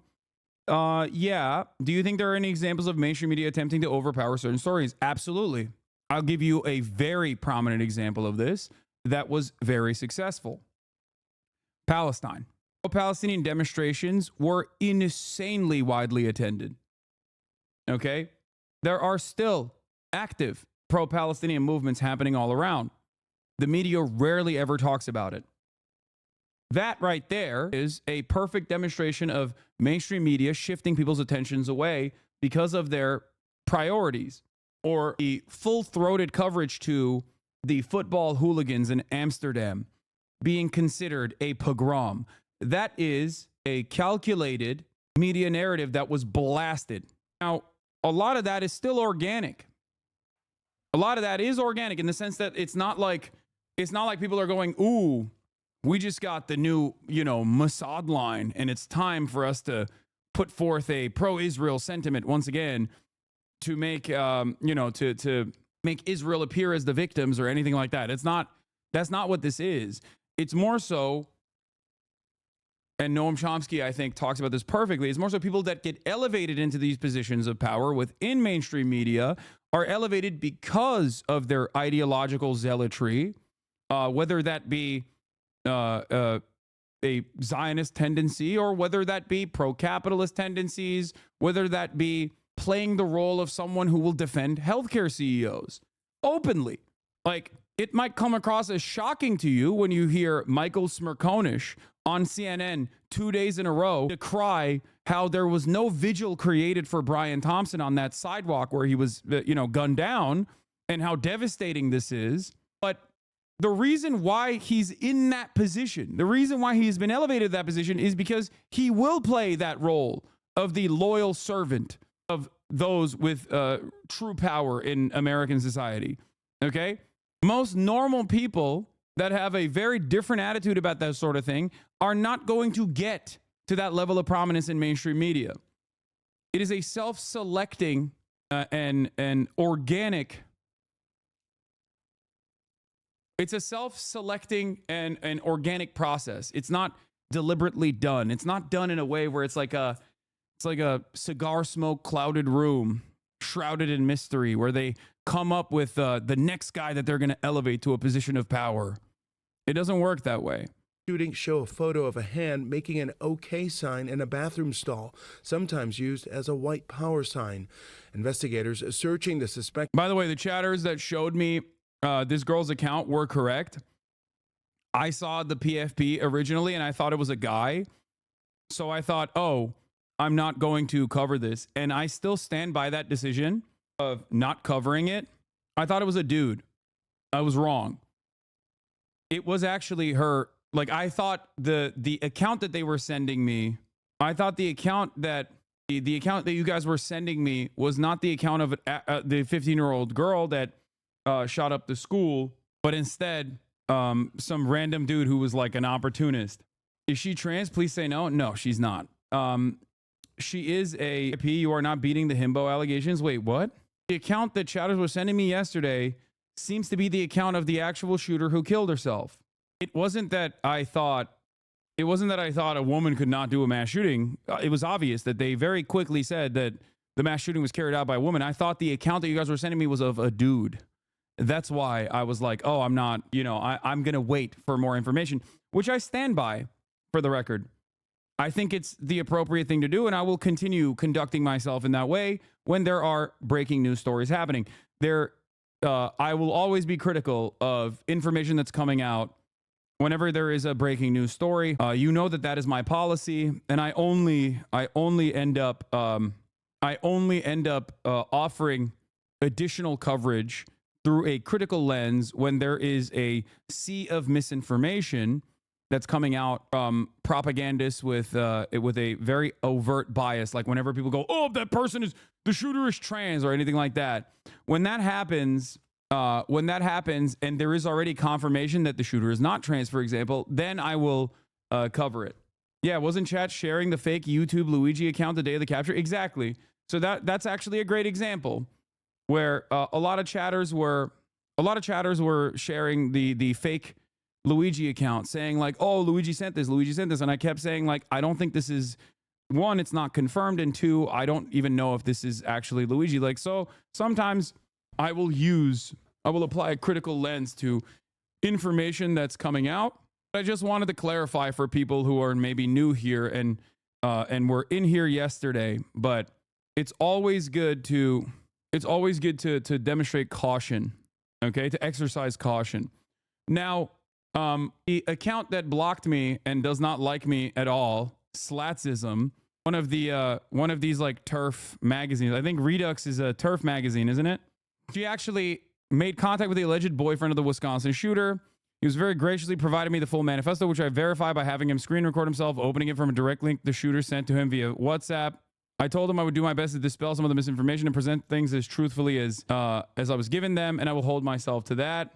She ended up watermarking the fucking manifesto, which is insane. Okay? Like, I can't believe that she ended up watermarking the manifesto itself. And also, make no mistake, this like the outlet that she writes for is like one of those weird radfem right-wing turf outlets, like an anti-trans outlet that she writes for. So just take everything that this person is saying and doing with a grain of salt, okay? Especially considering that the manifesto's authenticity has yet to be confirmed by the police. Why won't they investigate where she got the manifesto from? The doc was private. Well, it seems like she got it from the girl's boyfriend, the alleged boyfriend of this girl. This person or the shooter? No, the person that got access to the manifesto. Slatsism is the person that got access to the manifesto. She is a right-wing, she writes for a right-wing anti-trans outlet called Redux Mag that tries to cover anti-trans commentary from the perspective of being pro-women, okay? I told him I would do my best to dispel some of the misinformation and present things as truthfully as I was given them. And I will hold myself to that. Her boyfriend knew her as Samantha Rupp now. She also went by a different name, one which was also feminine, but adopted the name Samantha. And this was the name her boyfriend says she had on her school identification card. She was a student at Abundant Life. She was born on November 7th, 2009. She was born female and not transgender. Her boyfriend was born male and is not transgender. The reason why she's bringing this up partially is because there were already common narratives. Yes, she's 15 years old. Chaz, she's not explicitly a femcel. She's a Nazi extremist who hates minorities and scum and degeneracy. Yes. How is any of this femcel? She has a boyfriend, admires male shooters, acts tomboyish. It sounds like she's just a right-wing bigot. No, when I say femcel, I mean like she frequented the incel circles. Is a groiper. That's what I'm saying. As a 15-year-old, looking at her profile, she is very much a far-right neo-Nazi groiper, okay? It doesn't mean that she's like, I don't know, has no relationship with members of the opposite sex or something, okay? It's just crazy work being 15 and a groiper. I don't think it's that crazy. Groiper, for those of you who don't know, because there's a lot of boomers in here and a lot of people who are not extremely online, is a terminology applied to people who frequent 4chan poll, people who are in Discord circles, who believe in like esoteric neo-Nazi ideas, okay? And yes, 15-year-old is the primary demographic for a groiper. What's shocking here is not that she's a 15-year-old groiper. What's shocking here is that she is a female 15-year-old groiper. Her manifesto was titled War Against Humanity. Her manifesto is 6 pages long. In her manifesto, she spoke about having an extremely difficult relationship with her parents. She also referred to as scum. She also claims her family didn't love her or want her and expresses feeling like the wrong child of her family. She says she had planned to commit suicide a long time ago, but felt committing a shooting was better for evolution rather than just one stupid, boring suicide. She expressed deep admiration for Pekka Erik Auvinen, Arda Küçükyetim, and Vladislav Rosiliakov. Arda Küçükyetim, I am very familiar with.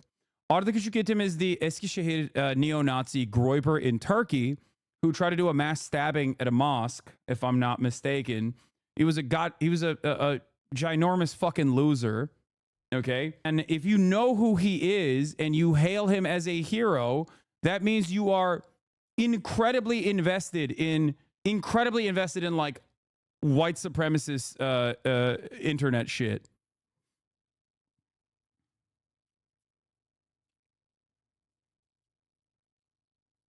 The United States also arrested white supremacists that inspired the Turkish attacker, for the record. U.S. officials said Monday 2 leaders of a white supremacist group who were also the inspiration for a Turkish youth stabbing 5 people in Eskişehir were arrested. They face charges of seeking to spark a race war and attacks on Jews, immigrants, and members of the LGBTQ community using an online forum known as Terrorgram. Dallas Humber, 34, of Elk Grove, California, and Matthew Allison, 37, of Boise, Idaho, were taken into custody on Friday.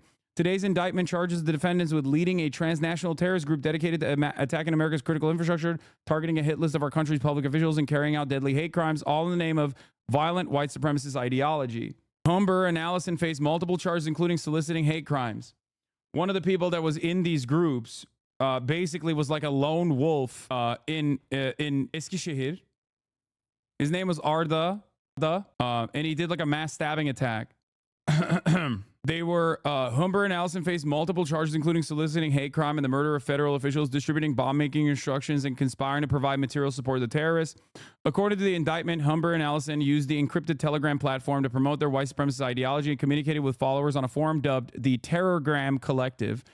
They promoted the belief that violence and terrorism are necessary to ignite a race war and accelerate the collapse of the government and the rise of a white ethno-state. It said Humber and Allison allegedly joined Terrorgram in 2019 and became leaders of the group in 2022. After another leader was arrested, followers were led to believe they would become saints by committing an attack in furtherance of white supremacist accelerationism, the indictment said.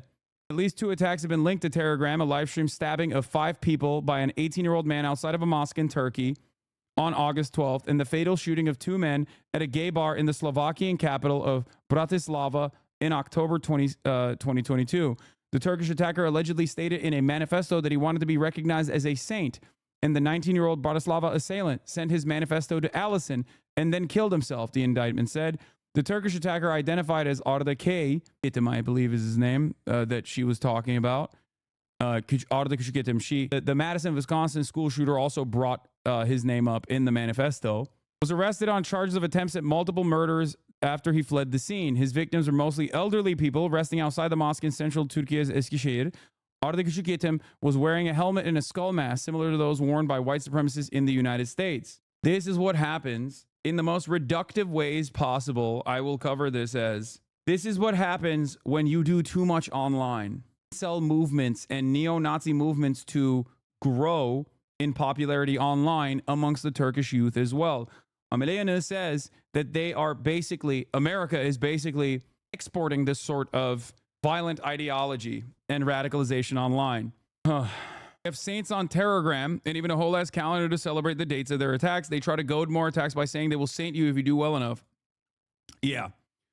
This is yet another danger of not having any third spaces, not having any sense of community, not really existing in the real world around other human beings, and only finding a sense of common purpose online as you desperately seek out more and more hyper-focused groups, echo chambers online, okay? This is what happens when you have very little association with the real world and spend a whole bit of time, and it, I think, accelerated during COVID as well because people just simply could not go outside, right?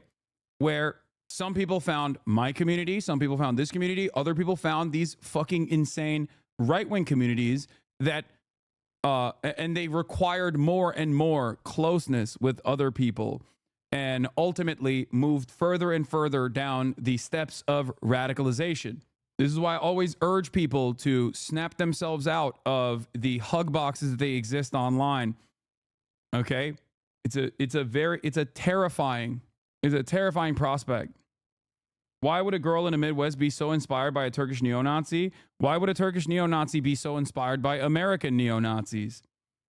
It's because it is a global network of like-minded fascists, older fascists that are actively trying to radicalize younger people into fascism and successfully doing so, especially when they meet people in their most vulnerable moments. And it's not just one place. This is just one of the many different Telegram groups that have been taken down or are actively monitored by federal law enforcement agencies. QAnon Anonymous has a really good episode on Terrorgram, by the way. Yeah, I'm not very familiar with Terrorgram. This is why I stay away from Discord. Discord has this tendency as well, but what we're back. Hello. Apologies for that brief interruption, but I had to swap over to mobile because my internet pooped in this inopportune moment. And as I work to fix it, at least I have some semblance of a fail-safe,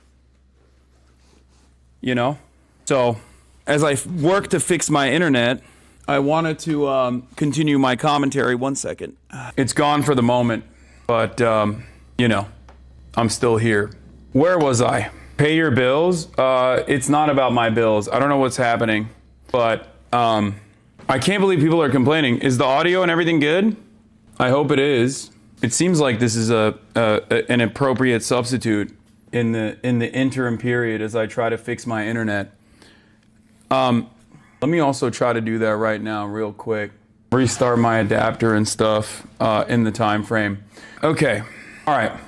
I'm going to continue with the coverage. Okay? I'm going to continue with the coverage of the shooter that we were talking about. So, as I was saying, there are Telegram groups that exist online that work to try to create lone shooters and lone wolf attacks and inspire mass shooters in general. Like, that's their sole purpose.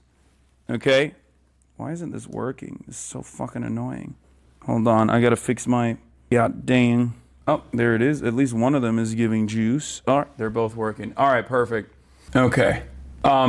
So the Madison, Wisconsin shooter also offered particular praise for Küçükyetim, who was a Turkish neo-Nazi who committed a mass stabbing attack, as I talked about, in Eskişehir earlier this year, and she stated he was an inspiration to her. She calls him an ultimate saint, which leads me to believe that she might have also frequented this same terror, pro-white nationalist, pro-neo-Nazi terrorism telegram, also appropriately dubbed Terrorgram. She expressed that she got weapons to commit the attack through lies, manipulation, and my father's stupidity.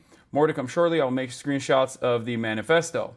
In the interim period, there are photos of her. She's wearing a MDF MK shirt. I think it's like, it's inherently a leftist band, but most like, I don't really know enough about that. But I will say that it's not surprising to me that another neo-Nazi fascist doesn't fucking understand. Another neo-Nazi fascist doesn't understand, like, how any of this shit works. But, has no way of... What is it called? Is the anarchist band KMFDM? KMFDM. Yeah. Okay. Well, regardless, it doesn't matter what the political ideology of the actual fucking... band is, because we know what her own personal political ideology is. Okay? Hold on. Why is this not... Come on, man. I'm trying to fix my internet real quick. Really goddamn annoying. Rot's not here to help me. He can't, unfortunately. Let me see if I can fix this real quick. I wanna restart my my modem and shit. Where is it? Okay. Let's see if I can fix my router. It's been seemingly offline for no reason. I wonder if I'm being DDoSed. That could also be what's going on right now. Potentially. I don't like to jump to this conclusion usually, but well, a lot of those Telegram groups do love doing shit like that. So, who knows? In any case, the person, Slatism, the account. Oh, it's back. All right, we're good. We're back online. Okay. All right. I'm going to swap it away from my failsafe, and I'm going to go back to... Okay, we're good. You need a PA? A PA will not be able to troubleshoot this or solve it. You're wrong. Okay. I'm going to go back to the regular... I'm going to go back... Okay. We're back. Need a TA, a tech assistant? Yeah. Dude, I'm not going to lie. I'm very proud of myself for seamlessly transitioning out of that with great speed. Like, that was pretty fucking solid in my opinion. If necessary, I can go back to that as well. Boomer or not, that's a tech god right there. Having a good failsafe like that, pretty solid in my opinion. Pretty clutch. That was some NMP shit. Yeah. I feel like I unlocked new hearing powers with all that background noise from the IRL rig. Makes me appreciate your immaculate noise gate even more. Wait, really? There was a lot of background noise. Pretty nice having redundancies. This is why I have a UPC for my PC. I have all that as well. All right. But going back to it here, let me reload all this shit that got fucking yeeted when I went offline. But yeah, going back to it, there's some information. We could potentially go through the manifesto, but I think it's more interesting. Like, just her background in and of itself is more interesting. Especially because you got some audio perverts in the chat. Jesus Christ. Wait, really? There was running water. No big deal, though. There is no running water. N-word on stream. Yes, there is apparently slurs on the fucking manifesto. Be a goddamn adult, okay? Like, calm the fuck down. I can't believe a neo-Nazi's manifesto has slurs in it. It was crackly. Your phone is worse than your studio mic with processing, turns out. No, it wasn't a studio mic. It was actually a lav mic. Who would have thought a neo-Nazi? She was a neo-Nazi? Yes. Yeah, you guys should cancel her. Oh, yeah, the shirt is a Columbine reference, I guess. On the right, today's Madison, Wisconsin school shooter Samantha Rupp. No. The shirt she wore clearly referenced the Columbine school shooting. One of the Columbine shooters wore that exact shirt. She also frequented forums where school shooters were idolized, so it has nothing to do with the band, but the symbolism. Yeah, that makes sense. Yeah, good luck canceling her. I think she's already canceled herself. You know, she killed herself. She did a school shooting and a suicide. Apparently, one of the people that was mentioned in her, this is the school shooter, one of the people mentioned in her, this is AF Post, which is also another fucking neo-Nazi America First Post. It's a fucking literal neo-Nazi news network, basically. Radfem Hitler, also known as Hollow Earth Turf, deactivated after being named in the Wisconsin School Shooters Manifesto. The shooter said, Radfem Hitler is fucking vindicated now. The shooter also disparaged moids and foids. The leak reportedly comes from the shooter's Discord. I don't know if that's real or not. And it's a fucking, it's a, what do you call it? It's America First Post. So I'm not going to go along with this, just so you know. I'm just letting you know that these are, there are a bunch of common accounts that end up posting misinformation. And the America First Post, if you see anything from those guys, remember that they have a very specific interest in mind. Chatters are saying they're fake, but yeah, you know, it's just the RFH thing is fake. Okay. So I do want to mention there was a comment on our last tweet that said, I can't wait until she does it. Yeah. One thing to also remember is that not only is like America First or Libs of TikTok and many other outlets are many other common purveyors and disseminators of misinformation will actively use any and every opportunity to basically push their own version of propaganda. But even this, the reason why I mentioned like the biases of the person that investigated these matters, the reason why I mentioned that is because I want you to also look at all of this information with a grain of salt as well, considering that none of this has been officially confirmed yet. However, the reason why I brought this up and the reason why I brought up the misinformation is because Libs of TikTok herself immediately went, the Madison school shooter complained about the patriarchy and wrote that every single male must be wiped out from babies to the elderly. Only then women will be free to create a new world. Leftism really destroys lives. And she got this information from Mr. Andy No. And then it turned out that the shooter actually was a neo-Nazi. All right, neo-Nazi femcel who followed white supremacists and Groyper accounts. Not a surprise that Libs of TikTok is trying to paint her as a leftist. If you think feminism is kill all men, then yeah, you're going to misread everything that's happening. So she tweeted it and then deleted it.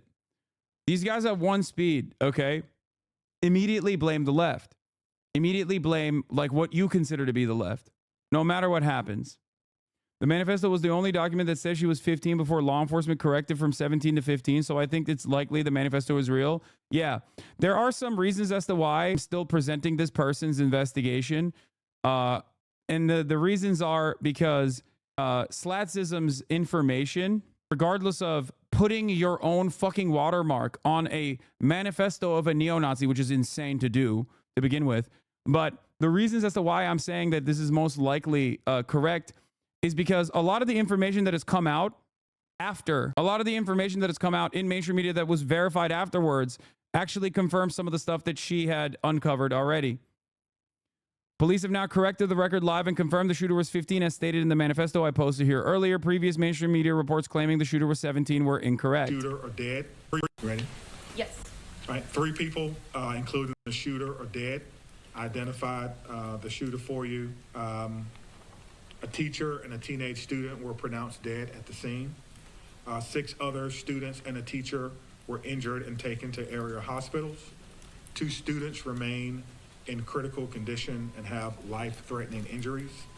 A teacher and 3 students were treated for non-life-threatening injuries, and 2 of those have been released or discharged from the area hospital. I'm just gonna jump in. It's 2 students in critical condition, and then 4, including a teacher, and 3 students with those non-life-threatening injuries. Lucas from State Journal. How did this 15-year-old get a hold of this gun. You know? Why are they so quick to release a school shooter manifesto? They're not. The media is very protective over stuff like this, and oftentimes will refuse to release the manifesto of any shooter. But they especially are. They're not. Mainstream media usually won't release the manifesto. They'll basically point to it if they have access to it. They'll point to it to ascribe motive. But it's not mainstream media that released the manifesto. It's some fucking random turf person who works for Redux Mag, which is like an anti-trans outlet, a turf outlet. They didn't release Luigi's manifesto. They only made inferences to it. Part of the reason why they don't release manifestos is because they don't want to urge copycats. They don't want to create copycats. How was Lassim able to get a hold of this privileged info? I mean, she talks about it here. She dug deep and found the alleged boyfriend of the Wisconsin shooter, and he had gotten the full manifesto linked to him in a WhatsApp message. So he was able to send it to her. She didn't release it, just took snippets from it at their leisure. That's the other part of it as well. But yeah, there are 6 pages total, according to Slatsism. And this is some of the screenshots. War against humanity, the creation of a disaster. Why is this so unfair? Hatred, something everyone has gotten in a sense. Some people think it's pure nothing, but because the hate they make, it ends up killing them without knowing it, which go right ahead. I don't mind, but kind of do at the same time. What the fuck? Okay. One thing that I immediately noticed when I was reading this was like, the literacy rates are abysmal in this fucking country. Okay. I know that I joked about Luigi Mangione's manifesto having maybe too much brevity. She is 15 years old, so that probably is a part of it. But Jesus Christ, you think the parents will go to jail? Potentially. Oh, anarchist here, and you swayed me on gun control. I was already pro gun control, but not very invested in it. That's probably the most you're gonna sway anyone from Idaho. Human scum is color and the way people are raised. I've grown around people who do not care or give one single care in the world and smoke their lungs out with weed and drink as much as they like as they can, like my own father. I've grown to hate people in society. It's truly not my fault, though it never was. But all of you in the world have done to me is pick and tease me. You've pushed me into a corner with no help whatsoever. Yeah, it almost reads like it's fucking... It almost reads like it was like written in a different language and then translated through like a shitty AI translator. Humanity is filth. I don't like filth, nor I want to live in it, nor should anyone else. I know it follows me and how it followed me, and I will follow everyone because of how the world is rumored. There were so many things I wanted to do as a kid, yet I can admit I was afraid of other kids and also even with my own parents, but I don't even trust them. And at the age as well, I never will. My parents are scum. There's nothing that will save me. It's like an angsty fucking teenager, except many people go through that phase in their lives. They don't end up on fucking pro-terror telegrams and also live in the United States of America so they can go out and get a gun or get their parents to get them a gun and then, you know, shoot people with that gun. That's the problem. Okay? You can't fix all of these issues, but if you want to tackle at least some of the common denominators here, you know, any number of different things will do. This is, as is the case of every other fucking school shooting, as is the case with every other mass shooting in general, virtually all gun violence has one singular common denominator, and that is absolutely the readily available nature of guns in the United States of America. I don't know, not everyone has abused Hassan. Her parents seem extra bad. We don't know anything about her parents. I am not going to make inferences about her parents. I'm not going to make inferences about anything other than tangible things that I can verify. And given if the manifesto is the real manifesto, I think that the tangible things that you could verify are that like she definitely is. I mean, she's definitely fucked up in the head, but also entered into online spaces that are incredibly fucking far right. I'm certain that if your 15-year-old has not only become a neo-Nazi, but like straight up is like in Terrorgram, a telegram specifically dedicated to like creating white nationalist race riot accelerationists, like race war accelerationists, then yeah, your parents failed pretty spectacularly. Okay. The issue here is that a lot of the angst and anger and resentment that she experiences is like fairly commonplace for a 15-year-old. Okay. What's not so common is how these 15-year-olds, and when they're even younger than 15, basically, find themselves in the throes of right-wing radicalization. If you care about the ideology of the shooter, and I don't even think that the ideology of the shooter matters all that much in this process. It doesn't matter what their background is. It doesn't matter what their ideology is. If you want to tackle the issue of gun violence, you have to tackle guns in general. And I do treat many of this other fascinations as a simple mechanism of distraction. Like ultimately, there are obviously neo-Nazis and whatnot all around the country, all around the planet, as a matter of fact. She even seemingly mentions the Turkish one. The Turkish neo-Nazi also comes from that same telegram. The difference with the Turkish one was that he had a knife. Now you can say she only was able to kill 6 people or 2 people, herself included, so technically 3. Whereas the shooter in Turkey, or the knife attack in Turkey, killed 5 people. But the targets were different. The situation was different, and there are plenty of other lone wolf, white supremacist, neo-Nazi terrorists that end up killing far more than 5 people. Ever count your own like on posts? Yeah. I don't even trust them, and at that age I didn't well, and my parents are scum. There's nothing that will save them to make me think good of them ever again. No family ever trust and never trust society. There's 2 people and only 2 people I would trust, one partially and one I would never doubt. I can agree that I don't know what I'm doing in my life, but neither my parents or anyone around me. I've changed and I will not go back to that ever again. I'm hard and I'm different.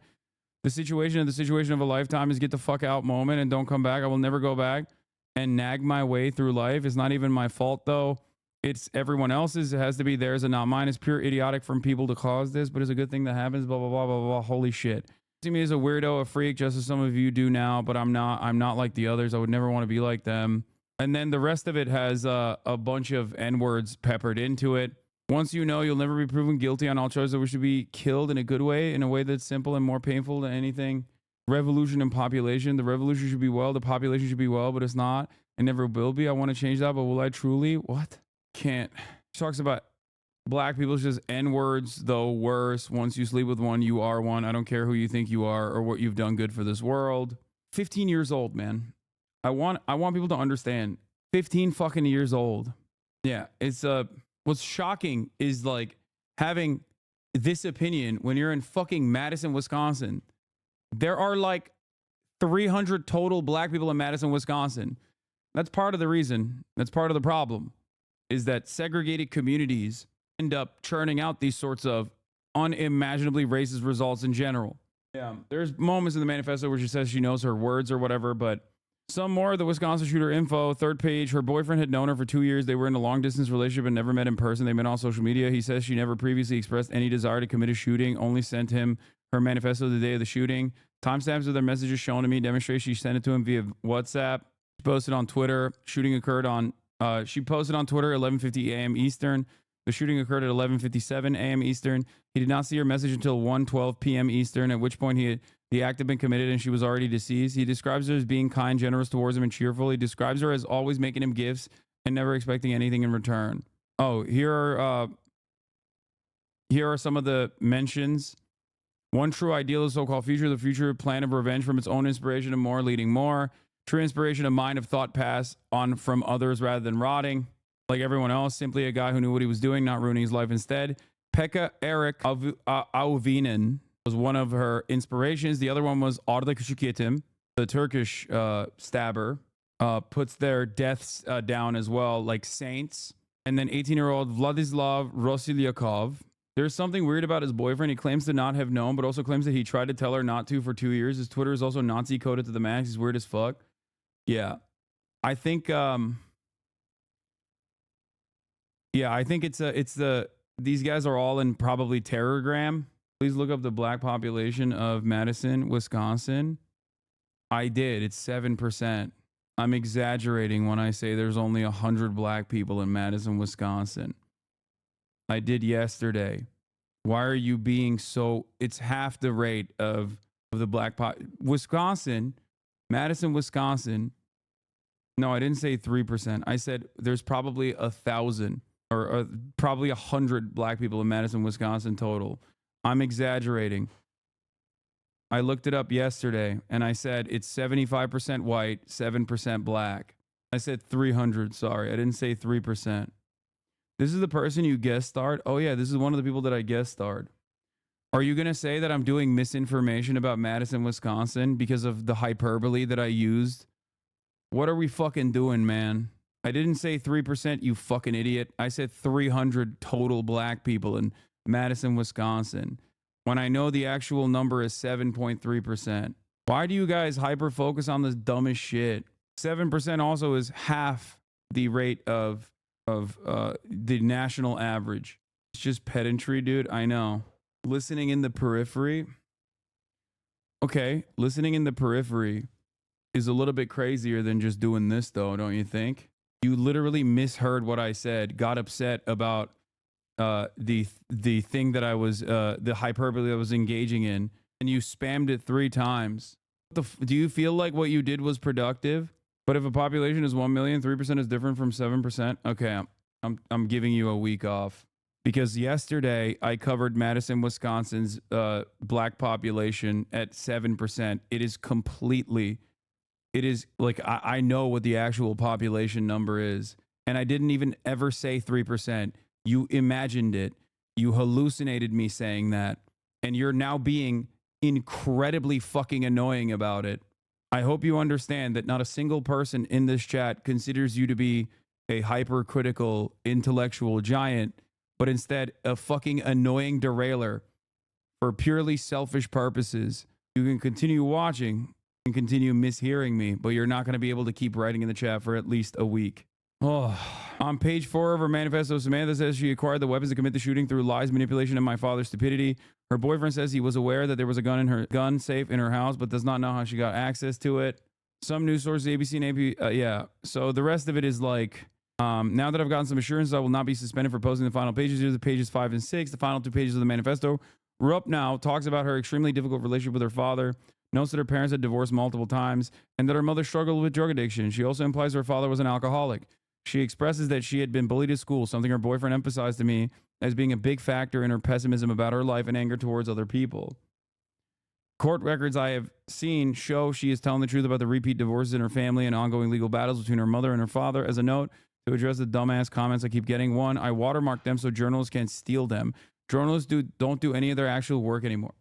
What are you going to do, a DMCA on a fucking neo-Nazis manifesto? What kind of freak-ass shit is this? Like, your journalism in this instance should stand on its own, you know? And I'm obviously, like, I obviously personally am like, I think she did do decent journalism in this story, okay? It's just wild because, once again, when you've got like a Twitter brain, when you're a Twitter brain turf here, shocking is like having this opinion when you're in fucking Madison, Wisconsin.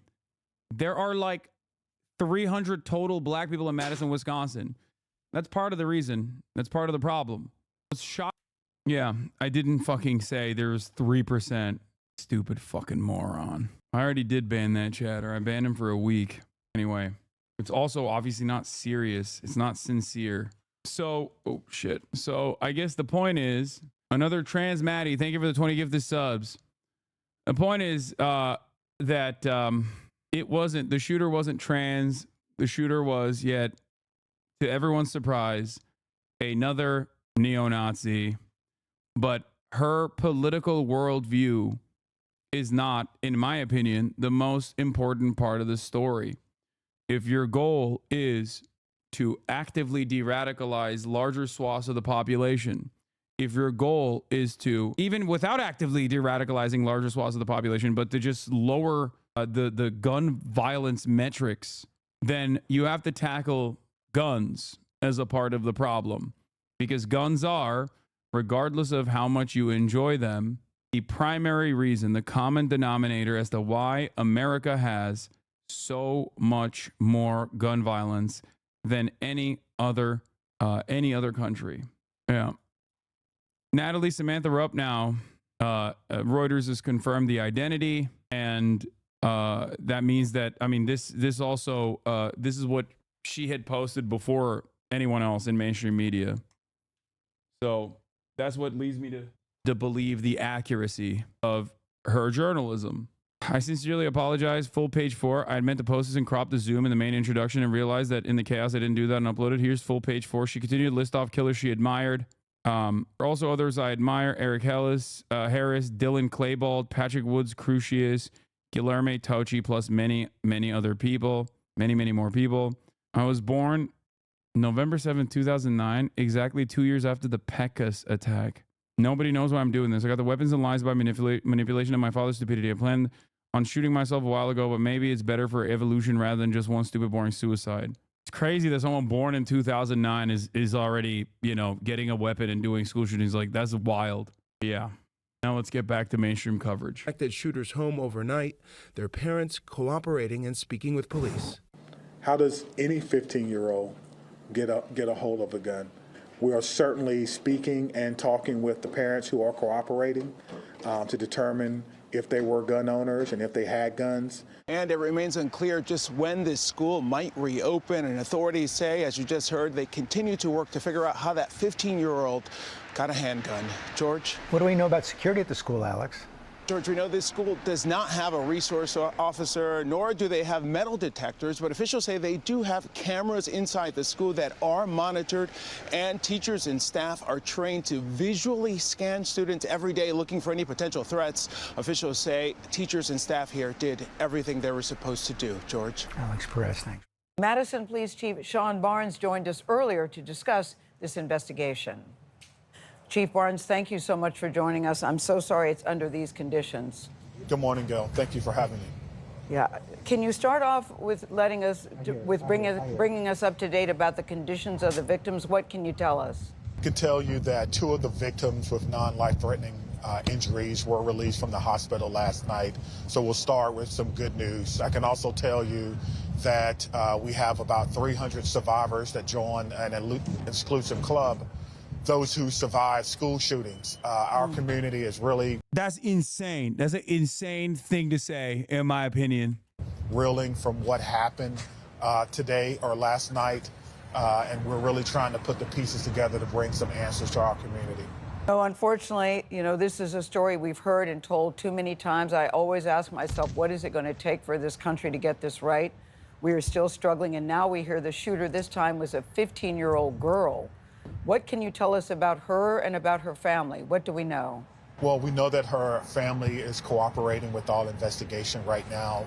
We'll spend a lot of time today going through some items that we took from her house as a result of a search. We'll look through her social media, talk to some of her friends, and really try to piece together how a 15-year-old was able to do something like this in such a short amount of time. Yeah. Do you know where she got the gun, Chief? We do not know where she got the gun. We're working with our partners from the ATF to do what's called an ATF trace form to determine the origins of that weapon. But we hope to have some of those answers today in my noon briefing with my investigators. Do you know anything about a motive at this time? I realize everything is still very early and you all are still processing too. Yeah, there's been a lot on social media posted by people who allege that they're her friends, describing different motives. We're trying to track those people down to talk to them and figure out what happened. But what we do know is... Can you help me understand why a 15-year-old can be on a popular Telegram group called Terragram, but the FBI won't stop the shit despite how much our taxes give them? I know for a fact that the FBI has stopped certain Telegram groups in the past and shuttered them completely and arrested some of the people that operated those Telegram groups. There are many such cases. I suspect that part of the reason why they haven't tackled Terrorgram is either 1, because it's international, or 2, because they're actively monitoring it so that at the end of the process of yet another fucking, terror attack or whatever, they can turn around and say, this person was on our radar. Telegram is also a Russian-owned platform. So that makes it a little bit trickier. The CEO actually was arrested, if I'm not mistaken, in France. If you remember, he lived in Dubai specifically so that he wouldn't get into trouble. So they can't rate everyone who says anything concerning online. Yeah, the FBI doesn't have a built-in backdoor access to Telegram like it does to other social media we have as well. That's true. Well, for now. But obviously, it doesn't even matter if they have built-in background or backdoor access to other social media platforms. They still don't fucking do anything about it. It's not like they use it in the apprehension of people who are about to commit acts of terror. The accelerationist app, how Telegram became the center of gravity for a new breed of domestic terrorists. Like Telegram being outside of the sphere of you know, American law enforcement agencies also obviously creates a unique space for them as like the primary as the primary application that people can use to get information out directly. Like this is what Hamas uses as their official communications for the most part. That's part of the reason. That's like if there is any sort of journalistic value to it, that's the one aspect of Telegram that I guess allows this kind of perspective to be heard by journalists who will cover it in a critical lens for sure, but still utilize it to get information out as quickly as possible. But for the most part, Telegram, I would say, is primarily focused on, you know, some of the most some of the most active terror organization happening on every side of every political equation, good or bad, whatever you personally think. Like, it's just famously Israel had the Telegram group, like the pro-Israeli terror Telegram group, where they would like celebrate the deaths of all the people in Gaza. It was so popular that the Israeli government created their own version of the Telegram group that was a little bit more sanitized, but still played the same purpose. It was not actually sanitized at all. It was still devastating. But yes, many of the far-right neo-Nazi terror groups, many of the far-right neo-Nazi terror groups basically operate on there with free reign.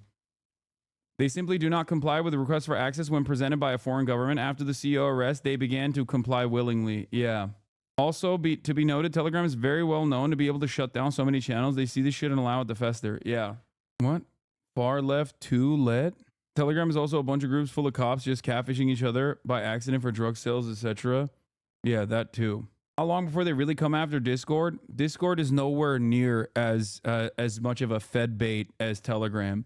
Discord has very similar groups as well, except Discord in and of itself is an American company. Discord complies with federal law enforcement requests.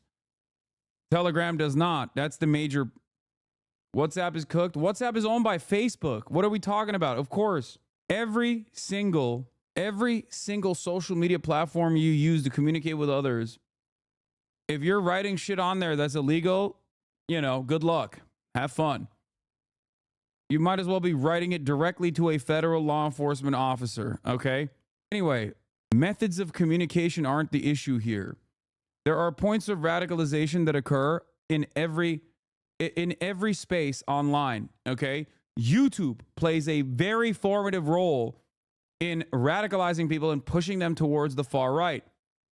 Discord also plays a role in this. Telegram is the final point of it. It's the 8chan to the 4chan, if that makes sense. There are definitely better communication apps like Signal and XMPP. Anything that's end-to-end encrypted and open source is a better alternative to Telegram and WhatsApp and the like. I mean, I don't even know if Signal is good, but I'm pretty sure they also cooperate with federal law enforcement when necessary. But the point is, yes, there are a shit ton of groups like this online. They exist. And I don't think you can actually actively pursue every single person that does things like this or has these kinds of associations and leanings, ideological leanings. And I'm not so certain that the federal government would even want to go after them. I think they're more predisposed with going after, you know, campus protesters against Israel and the like. So it's not, you can't tackle this issue. You can't tackle this issue by just like attacking the platforms where this kind of communication happens. It's one aspect of it, and you can certainly undermine it. I will admit, the shutting down of certain Telegram groups, certain prominent neo-Nazi Telegram groups, has certainly been a good thing, okay? It has not been a bad thing at all. Arresting people that operate those Telegram groups is a good thing. Not a bad thing at all. The problem is this is a much larger problem. There's a much larger issue. And simply tackling the platforms is not going to help you. It can help you bandage the issue a little bit. Having said that, however, like when you have so many different markers that predict the likelihood of yet another mass shooting happening from yet another neo-Nazi, regardless of their fucking age, is that you have to actually tackle some of the systemic problems. Some of that is the universality of healthcare, having it be readily available to all who seek it out. Some of that is the creation of public spaces where people can actually engage with their own communities and no longer are super alienated, super isolated, and find a sense of shared purpose and community only online, because that is seemingly a vector of radicalization. Most importantly, however, I would say that the ease of access to weapons and how many weapons are in circulation in the United States of America is one of the most significant problems that must be tackled head on. That's why it happens so frequently here. There are incidents that were born out of this Telegram group, Terrorgram, globally. Turkey being one country, I believe Finland another. She mentioned them. However, when you bring in guns into the equation, the situation becomes much more dire. That's why I always talk about all these other countries that have similar problems with mental health, and yet they don't have the same level of gun violence. Because we have 120 guns for every 100 Americans. Exactly. Was that this child obviously was very troubled. There's usually some type of warning signs that we all may have missed. And so we have to understand that we have to come together as a community. We have to wrap our arms around our children and understand what's going on in their lives. And I watched your news conference yesterday, and I saw that you were just as affected as all of us who have been watching this. But when you said the person who called 911 was a second grader. No, the Finnish shooting happened in 2007, so probably not related to the Terrorgram. No, but they're hailing the Finnish shooter as a hero is what I'm saying. And the Eskişehir stabbing that took place was directly related to Terrorgram. So much so that they actually arrested the two Americans that were responsible for radicalizing these people. It sort of, I had to stop and just process that for just a second. Tell me how you were processing all of that and what you make of this. Did this little person have a phone? How did she get in touch with 911? I just thought a second grader, It's not a second grader. It was actually a second grade teacher. Tremendously. Gail, before I was a police officer, I was a public school teacher. I taught history at a big heart for school and education. As someone, who values the sanctity of school and understanding and being in that position to know how dedicated teachers really are to understanding that our kids need to be safe in order to learn. So it really affected me. I actually had to take a couple of beats myself last night and throughout the course of the day to gather myself and come to grips with this as well. I know everything you've said we've all heard before, and yet we keep playing this song, and I feel it's mourn, pray, repeat again. You have all right ideologies in other countries, but in America, they not only have those harmful ideologies, but easy access to lethal force. Exactly. It doesn't matter what Gail said here, little person, little girl. None of that shit matters, okay? It's fine. It's not the main point of contention. Yes, they were wrong about the age of the person who called 911. It was actually a second grade teacher and not a second grader who called 911.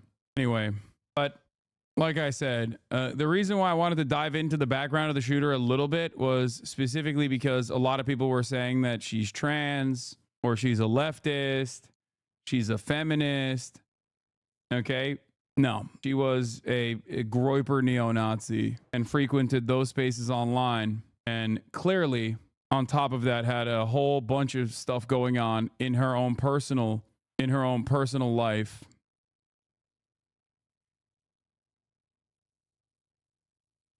Pair that up with being able to get a gun, and here we are. Maybe thought since she's a woman, she's kind of woke, though. Yeah. Speaking of the other shooting that took place, which wasn't a mass shooting, but a very targeted, very deliberate shooting. There was a poll conducted after the UHC healthcare shooting. I covered this earlier today, but Luigi Mangione has now been indicted on murder and terror-related charges in the United Healthcare CEO shooting in the state of New York. Manhattan District Attorney Alvin Bragg came out earlier today and charged the 26-year-old Ivy League graduate with murdering United Healthcare CEO Brian Thompson on a Manhattan sidewalk. And he's been indicted by a grand jury in the case. And he stands accused of first-degree murder in furtherance of terrorism, second-degree murder, one count of which is charged as killing as an act of terrorism, and criminal possession of a weapon and other crimes. Alvin Bragg said, "We allege that Luigi Mangione carried out the brazen, targeted, and fatal shooting of United Healthcare CEO Brian Thompson in Midtown Manhattan. This type of premeditated, targeted gun violence cannot and will not be tolerated, and my office has been working day in and day out to bring the defendant to justice. I want to extend my heartfelt prayers to Mr. Thompson's loved ones as they continue to grieve. This ongoing investigation is a product of an incredible partnership at all levels with the NYPD. I want to thank Commissioner Tisch and the prosecutors and detectives who work collaboratively to apprehend Mr. Mangione. He is now charged in a New York State Supreme Court indictment with 3 counts of murder and faces a maximum penalty of life in prison without parole. Prosecutors are working to extradite Mangione from Pennsylvania, where he was arrested on an unrelated weapons charge. I guess technically it's not an unrelated weapons charge, but they want to extradite him to New York City to formally face charges in the 50-year-old health executive's death. The hearing on the matter is scheduled for Thursday. A spokesperson for Governor Kathy Hochul said that the governor plans to issue a warrant for extradition to New York as soon as the indictment against Mangione was handed up. His lawyers had said their client would not plead guilty to charges in both Pennsylvania and New York. Mangione faces life in prison without parole if convicted of the New York charges. 3 lawyers visited Mangione in prison on Friday, including a new attorney on the case, Karen Friedman Agnifilo. She's a longtime veteran of the Manhattan DA's office. She will be representing Mangione on charges that come from New York. A spokesperson for the Pennsylvania Department of Corrections on Friday told Newsweek that Mangione was being held in a small cell and not in solitary confinement. Mangione is not interacting with other inmates at this time and has taken every meal in his cell, she said. He has gotten mail, though. A spokesperson says Mangione received 33 emails and 6 pieces of mail as of Tuesday morning. She says he also received 153 deposit entries into his commissary account. According to Inmate Handbook, inmates may order commissary items like toilet articles and snacks on a weekly basis. Yeah. Someone in the chat said, premeditated gun violence is totally unacceptable unless it's a random woman getting shot by her ex-boyfriend or gang violence between 2 young kids in a red-lined urban area. No way to fix that stuff. Yeah, that stuff you got to live with. Okay, premeditated acts of violence such as school shootings also, we can't fix that. You just got to live with it. The level of attention that law enforcement agencies have given to the assassination of Brian Thompson, United Healthcare CEO, is very interesting. Except it's not interesting at all and perfectly understandable if you recognize that law enforcement is not there to protect and serve you, but instead to protect and serve the interests of capital. That's it. CEOs are more important than the average person.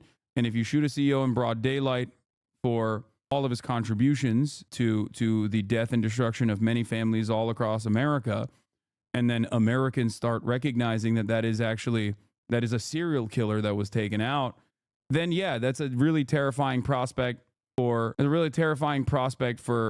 other CEOs, people in positions of power. All of our instruments of justice and all of our institutions like mainstream media and the like are tasked and designed with making sure that everybody understands that is completely unacceptable. Okay?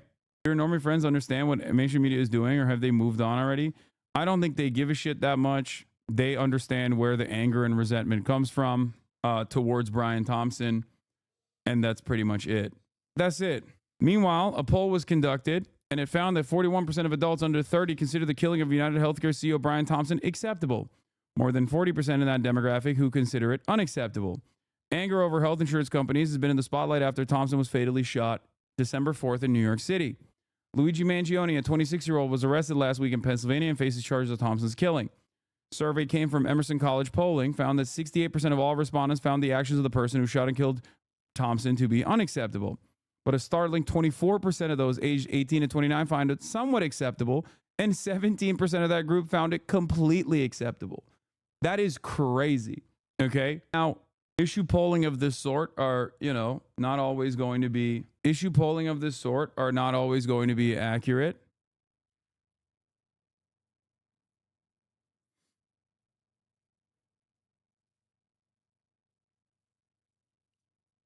Okay.